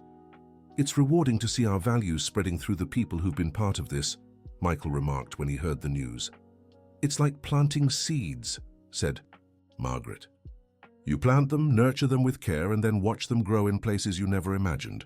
At the end of that year, during the company's Christmas party, Michael made an announcement that surprised everyone. "I want to share that starting next year, I'll be gradually stepping back from the company's day-to-day operations. Elizabeth will fully take over as president." A murmur of surprise spread among the employees. "This doesn't mean I'm leaving you," Michael continued. "I'll still serve as an advisor and focus more on the leadership school and speaking engagements. But it's time to make space for the new generation to lead." "And what about you?" asked one of the longest-serving employees. "What will you do?" "I'll do what I've always wanted. Spend more time with family, travel with my wife, meet my future grandchildren, and keep spreading the message that forgiveness is the smartest way to live." Elizabeth stood up to speak. "Everyone, I know this is a big change, but I promise to honor all the values my father built here. Our company will remain a place where we work with purpose and treat everyone with dignity. And I'll still be here to help however I can," Michael added. "I just won't be making the daily decisions anymore." The transition was smooth. Elizabeth had been prepared for this responsibility for years and had the team's full confidence. With more free time, Michael began working on a new project, a book about raising ethical children in the modern world. He wanted to share the lessons he had learned while raising Elizabeth and Richard. "Is it going to be a book about education?" asked Emily. "It's going to be a book about building character," replied Michael. "Because while there are many educational techniques out there, raising people of integrity is an art learned through practice." The book was published in 2054 under the title Building Character: Raising Ethical Children in an Age of Uncertainty. It quickly became a bestseller among parents and educators. One of its most memorable passages read, "Our children watch us far more than they listen to us. They learn our values, not through our words, but through our choices, especially the difficult ones, when it would be easier to take the morally questionable path." When my children were young and saw how I handled betrayal by someone close, they learned a lesson no conversation could teach: that forgiveness is possible, reconciliation is desirable, and holding on to resentment only hurts us. I didn't plan for that painful experience to become a teaching moment, but it did, and it taught me that raising ethical children isn't about shielding them from life's hardships, but showing them how to face those hardships with integrity. The book led to invitations for parenting talks across the country. Michael discovered he enjoyed speaking to parents just as much as he did to business leaders. In 2055, when Michael turned 56, the family threw a special celebration. It also marked the 30th anniversary of the famous resignation that had changed everything. 30 years, said Richard, the grandfather, during his toast at the party. 3 decades since that terrible day that turned into a blessing for all of us. It's strange to celebrate the anniversary of a betrayal, joked Elizabeth. We're not celebrating the betrayal, Michael corrected. We're celebrating our ability to turn a bad experience into a source of growth and wisdom. And celebrating all the wonderful people we met because of it, added Emily. Speaking of which, said Richard, the son, now 26 and working. As a corporate mediator, I got an interesting call yesterday. From who? Robert Thompson. He's planning to marry a woman from New York City and wants you both to be their godparents. But weren't he and Jennifer married? Asked Margaret. They were, but they divorced amicably 2 years ago. They're still friends and share custody of Sophie. But they've both found new love. And how is Sophie? Asked Michael. Great. She's 16 now, one of the top students in her school, and wants to study medicine. She said once she graduates, she'll come back here to do her residency at the local hospital. That's wonderful. It'll be so nice to have her back. And there's more news, said Richard, the son. I'm getting married too. The silence that followed was pure surprise. What? Asked Emily. To whom? Olivia. You know her. She's a human rights lawyer. We've been dating for 2 years. Why didn't you tell us sooner? Asked Michael. Because we wanted to be sure. And because we decided during a mediation we did together at a company. We saw how well we work as a team and decided we want to be a team for life. How romantic, said Margaret. When's the wedding? At the end of the year. And we have a special request. What is it? We want Robert Thompson to be our best man too. He was like an older brother to me growing up. Of course, said Michael. It'll be beautiful to have everyone together for such a happy celebration. Richard's wedding was truly special. He gathered all the important people in the family's history. Robert Thompson came from New York City with Sophie, now a beautiful and intelligent teenager. Robert Henry came from Denver with his wife and daughter. Jennifer came with her new boyfriend. Even Charles, the former owner of Wilson Construction, was invited and attended with his son. During the party, Michael was watching everyone talking and having fun when Sophie approached him. "Godfather Michael, can I ask you a question?" "Of course, Princess." "Do you ever feel sad thinking about what Grandpa Robert did to you?" Michael pondered the 16-year-old's question.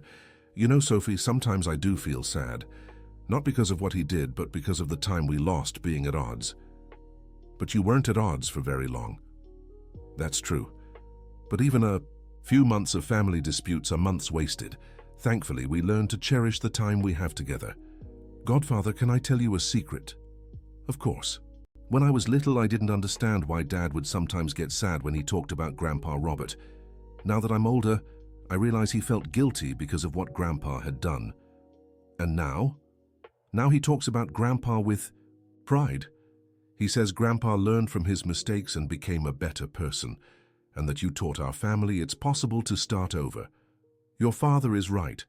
And you, Sophie? What have you learned from all this?" "I've learned that family isn't just who you're born with. It's who chooses to stay together even when things get tough." Michael was moved by the girl's maturity. "That's a very wise lesson for someone who's 16. I learned from the best teachers, my family." During the party, Robert Henry approached Michael for a conversation. "Michael, thank you for including me in this celebration. Robert, your family. You'll always be welcome. Sometimes I still can't believe how things worked out. When I made that mistake, I thought I had ruined everything forever. You almost did, but we chose to rebuild together. And your daughters?" Robert Henry had gotten confused. "How are they?" "I don't have daughters, Robert," Michael laughed. "I have one daughter, Elizabeth, and a son, Richard." "Oh, sorry, I got mixed up. How are they handling all the responsibility they've inherited?" "Very well. Actually, better than I expected. They understand they've inherited not just a company, but a mission to make a difference in the world." "And you? Are you happy in retirement?" "I'm not retired," Michael joked. "I just changed careers. Now I'm a full-time writer and speaker. And do you like it?" "I love it. I've found I get as much joy from teaching as I did from building." "You've always been a natural teacher. Even when we were younger, you had the patience to explain things to me." "That's true. Maybe this was always my calling and I just discovered it late." "It's never too late to find our true calling." The party went on late into the night. It was a celebration not just of Richard's wedding, but of all the relationships that had been built and rebuilt over the years. At the end of the evening, when everyone had left, the immediate family gathered on the porch of their uncle's house to talk. "It was a beautiful party," said Margaret, "seeing everyone together and happy." "It's proof our family made the right choices," said Richard, the grandfather. "Dad," said Elizabeth, "can I ask you something?" "Of course." "Are you happy with the life we've built?" Michael looked around, his wife beside him, still beautiful and loving after so many years. His children, now responsible and ethical adults. His uncles, elderly but healthy and surrounded by love. The company thriving and respected. The community that had grown around their values. "Elizabeth, I'm more than happy. I'm fulfilled. Even after all the hardships we've been through. Especially because of the difficulties we went through. They made us stronger, wiser, more compassionate. And if you could give advice to young people just starting their careers now, I'd say 3 things. First, never sacrifice your integrity for money or quick success. Second, learn to forgive, not for others but for yourselves. Third, remember that true success is measured by the good we do, not the wealth we accumulate.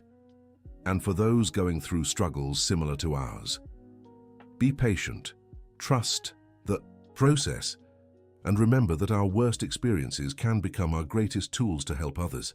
Richard, the son, now married for a few months, made an observation. "Dad, I was thinking our story should be turned into a movie." "A movie?" Michael laughed. "Wasn't the book and documentary enough?" "I'm not talking about a documentary. I mean a real movie, with actors, a dramatic script, the whole package." "And who would play me?" us Michael joked. "Someone handsome and smart," Emily teased. "Well, that rules me out." Michael laughed. "But seriously," said Elizabeth, "our story could really inspire more people if it were told in a more accessible way." "Maybe," Michael agreed, "but only if it's done respectfully and true to the facts." "Obviously." "And if part of the profits went to educational programs about conflict resolution, that would be interesting," Michael admitted. "But for now, I'm focused on the next book." "What's it about?" "How to build businesses that last generations, not just financially, but in terms of values and purpose. Based on our experience and other family businesses that managed to preserve their values over time."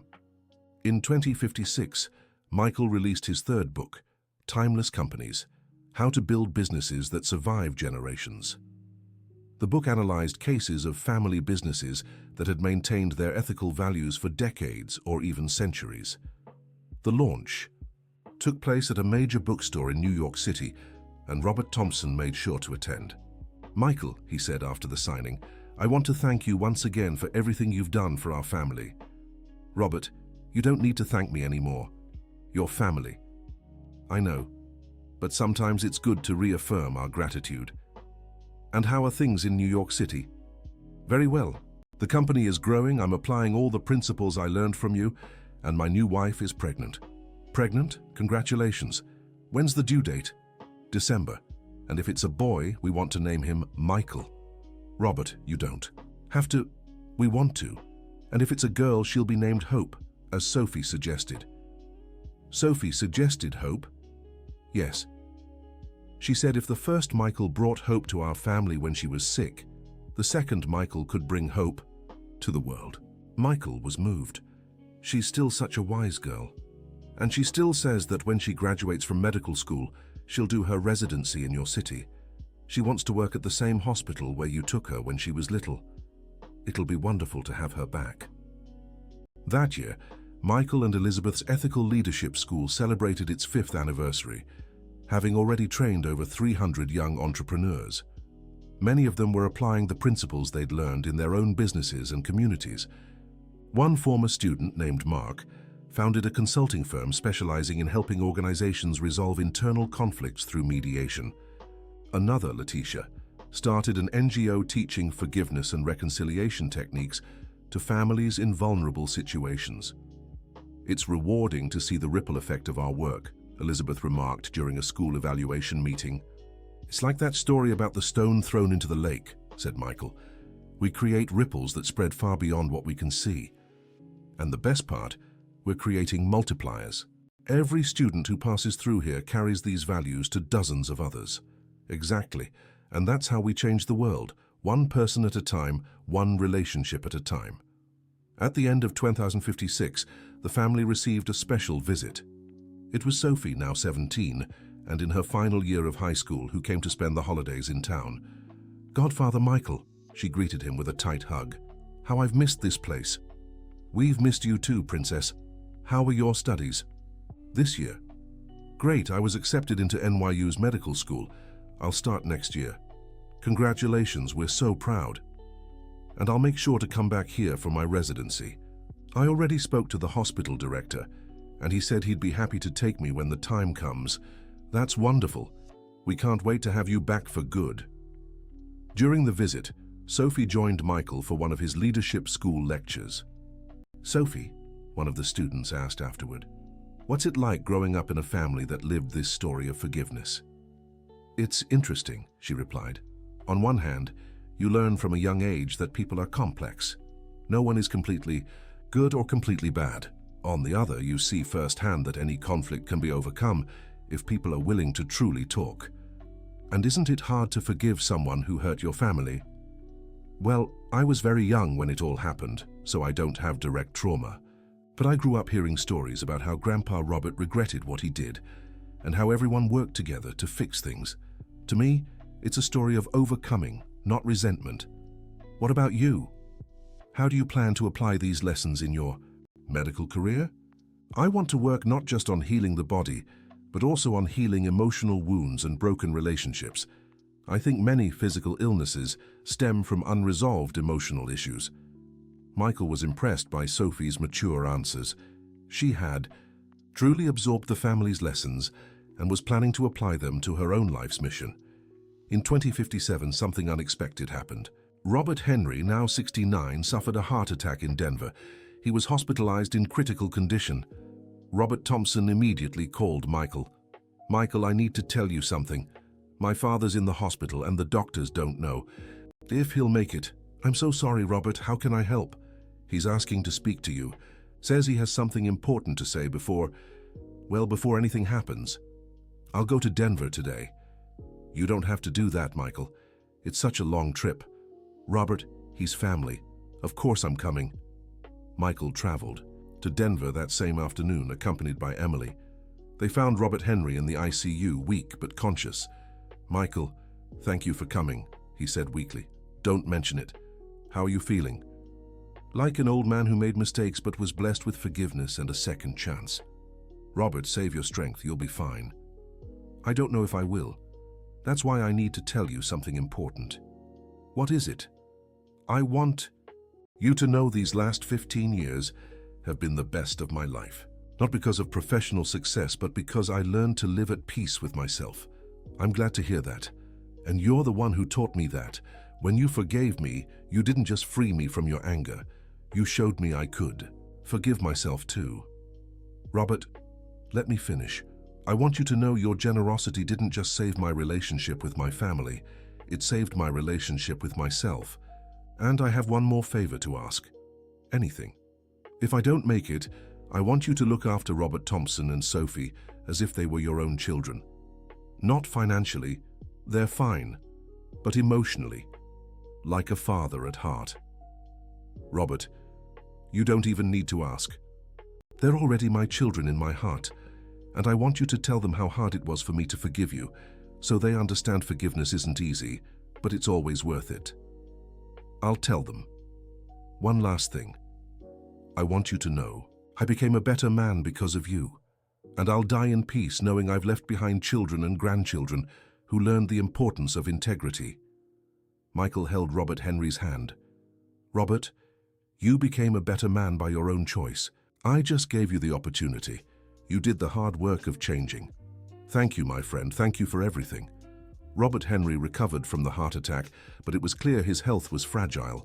The doctors advised him to avoid stress and drastically reduce his activities. Robert Thompson decided to move back closer to his father, accepting a position at a mid-sized construction company in Denver. "I want to make the most of the time we have left together," he explained to Michael. "That's a wise decision, Michael." "Agreed. Family comes first. But I won't lose touch with you all. We're family forever." "Absolutely." With Robert Thompson back in Denver, Michael felt closer to the family again. They visited regularly, and Sophie started spending all her school breaks in Michael's town. In 2058, Sophie graduated as valedictorian of her high school class. During her graduation speech, she made a remark that moved the whole family. "I've learned that the best lessons don't come from books, but from the examples of the people we love. My godfather Michael taught me that courage isn't about never being afraid, but doing the right thing even when you are. My father taught me that past mistakes don't define our future, and my grandfather taught me it's never too late to ask for forgiveness and start over. I'll carry these lessons with me to college and beyond, and I promise to use my medical knowledge not just to heal bodies, but to help mend relationships and communities." After graduation, Sophie was accepted into NYU for medicine, as she'd planned. Before classes started, she spent a month in Michael's town, like a farewell to her teenage years. "Godfather," she said one afternoon as they walked through the company, "can I ask you something I've always wanted to?" "Of course, sweetheart." "Did you ever regret forgiving Grandpa Robert?" "Never, Sophie, not for a second. Not even when he was very sick and you had to travel to see him?" "Especially not then. Imagine if he'd died and our last conversation had been filled with anger and resentment. I'd have spent the rest of my life feeling guilty. That's what I want to learn in medicine, how to heal not just illnesses but hurts and broken relationships. You'll be an exceptional doctor, Sophie. I'm sure of it. And you? What are your plans for the next few years? Keep writing. Do fewer lectures, travel more with your Aunt Emily, and enjoy being a grandfather when the grandkids arrive. When they arrive. Is Elizabeth pregnant? Not yet, Michael laughed, but she and her husband are planning to have kids next year. That's wonderful. I can't wait to meet the next generation of our family. And you? Do you think about having your own family someday? I do, but first I want to graduate, do my residency, and establish my career. I've learned from all of you that it's important to have a solid foundation before starting a family. Very wise. And when you graduate, are you sure you want to come back here? Absolutely. This place is my true home, and I want to give back by helping care for the community that welcomed me. In March 2059, Sophie started medical school. She was a dedicated student and quickly stood out not just for her grades, but for how she treated patients and classmates. During the July break, she returned to Michaelstown with exciting news. Godfather, I got a research grant to study the relationship between family conflicts and psychosomatic illnesses. How interesting. How does it work? I'll study cases of patients who developed physical problems after emotional trauma, especially related to unresolved family conflicts. And what's your hypothesis? That mediation and reconciliation techniques can be just as important as medication in treating certain conditions. This is groundbreaking research. It could revolutionize how medicine approaches these cases. That's exactly what I hope, and I want to use our family's story as one of the case studies. How so? I want to document how our family emotionally recovered after that initial conflict and how it impacted everyone's physical and mental health. That's a fascinating idea. You have our full support. Sophie's research spanned 3 years. She interviewed every family member, documented the timeline of events, and analyzed the long-term effects of forgiveness and reconciliation. Her results were remarkable. She scientifically proved that families who practice forgiveness and mediation have significantly lower rates of depression, anxiety, hypertension, and other stress-related issues. Sophie, her research advisor, said, "Your findings are revolutionary. You should consider pursuing a PhD in this field." "That's exactly what I plan to do," she replied. "I want to specialize in integrative medicine, combining physical treatment with emotional healing." In 2062, Sophie graduated as one of the top students in her class. Her thesis, based on her research about forgiveness and health, was awarded Best of the Year. During the graduation ceremony, Michael sat in the audience beaming with pride. "Godfather," Sophie said afterward, "I did it. I'm a doctor." "Congratulations, Dr. Sophie. We're all so proud. And now I'm moving back here for good. I got a residency spot at the city hospital." "That's wonderful. The family will be whole again? And I have a surprise. My boyfriend also got a residency here. You'll meet him next week." "Boyfriend? Since when?" 2 years. His name is Daniel. He's from rural Colorado, and he's doing his residency in cardiology. He's a really good man. I can't wait to meet him." Sophie moved back to town in February 2063 at age 24 to begin her general medicine residency. Her boyfriend, Daniel, joined her. Daniel quickly fit into the family. He was a humble, hard-working young man clearly in love with Sophie. "Daniel," Michael asked during their first family dinner, "has Sophie told you our story?" "Yes, Mr. Michael. It's an incredible story, and it explains a lot about why Sophie is the amazing person she is." "How so?" "She has a unique ability to see the good in people, even when they make mistakes. And she has endless patience for helping people reconcile." "Where did you two meet?" "At an integrative medicine conference. She was presenting her research on forgiveness and health, and I was presenting a study on how emotional stress affects the heart." "And you realized you had similar interests?" "We discovered we share the same vision of medicine, that healing people is more than treating symptoms. It's helping them live better in every way." "That's a beautiful vision," Emily remarked. And it's exactly what you've all demonstrated in this family, Daniel said. Sophie told me how you turned a destructive conflict into an opportunity for growth. It's inspiring. During her residency, Sophie stood out for her unique approach with patients. She didn't just treat the physical symptoms, but always investigated whether there were emotional or family issues contributing to the condition. "Dr. Sophie," said an elderly patient during an appointment, "you're different from the other doctors." "Why, Mrs. Mary?" "Because you really listen.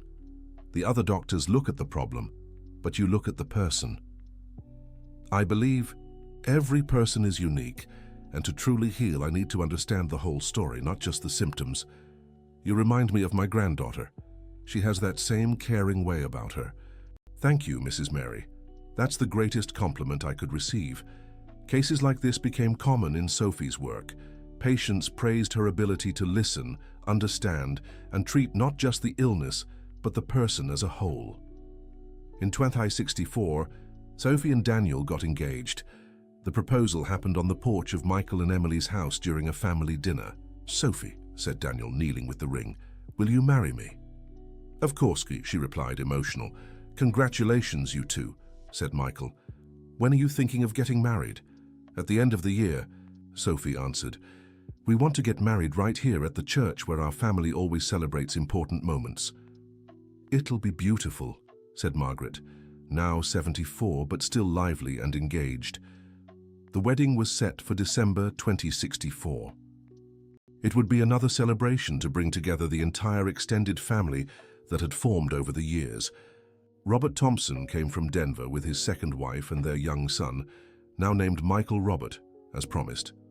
Robert Henry, now 76 and frailer, also made the effort to travel for the ceremony. "Godfather Michael," Sophie said the night before the wedding, "I want to thank you for everything you've done for our family." "Sophie, you don't need to thank me. It's been a joy watching you grow into the incredible woman you are today." "But I do. You saved our family. When I was little, and you taught me that medicine isn't just about prescriptions and surgeries, but about caring for the whole person. And you've taken that lesson further than I ever imagined. Godfather, can I ask you a favor?" "Anything." "Would you walk me down the aisle? I know you're not my biological father, but you've always been like one to me." Michael was deeply moved. "Sophie, it would be the greatest honor of my life. And Daniel also has a request. He'd like you to be his best man too." "What do you mean?" "He lost his father as a child, and he says you represent everything he'd want in a father. Integrity, generosity, wisdom." "Of course I'll do it. You're both children of my heart." Sophie's wedding was one of the most emotional celebrations in the family's history. Seeing the girl who had arrived sick and scared so many years ago transform into a skilled doctor and a happy woman was living proof of the transformative power of love and forgiveness. During the reception, Robert Henry approached Michael for a conversation. "Michael, look at what we built together." "What do you mean, we?" Michael joked. "You with your generosity, me with my remorse. Together we created a family that's an example of overcoming conflict." It's true, and look how many lives have been touched by this story. Sophie is radiant and Daniel seems like a good young man. He's an excellent young man, and he'll take good care of our Sophie. Our Sophie, I like that. She really is ours, the whole family's. And now she'll start her own family, but she'll always be our daughter at heart. Michael, can I confess something? Of course. These last few years watching Sophie grow and graduate have been the happiest of my life. They made me feel like my life had purpose, despite the mistakes I made. Robert, your life always had purpose. You raised an honorable son who raised a wonderful daughter. That's quite a legacy. Thank you for helping me see it that way. After the wedding, Sophie and Daniel settled in the city. She continued working at the hospital, now as a licensed doctor, and Daniel opened a cardiology practice. The couple quickly became part of the community and began applying their integrative medicine approach, always considering the emotional and family aspects of their patients' health. In 2065, Sophie shared news that brought joy to the whole family. She was pregnant. Godfather Michael, you're going to be a great-grandfather, she announced during dinner. Great-grandfather? Michael laughed. That makes me feel so old. But you're a young and energetic grandpa, Daniel teased. And when is the baby due? Asked Emily. In September. And we've already decided. If it's a boy, he'll be named Robert Michael. If it's a girl, Hope Emily. Robert Michael and Hope Emily, repeated Margaret. Beautiful names that honor our story. Exactly. We want our child to grow up knowing the whole family history and understanding the importance of forgiveness and love. The baby was born in September 2065, a beautiful girl named Hope Emily as planned. Welcome to the family, Hope, said Michael as he held his granddaughter for the first time. You're here to confirm our story has a happy ending. The end.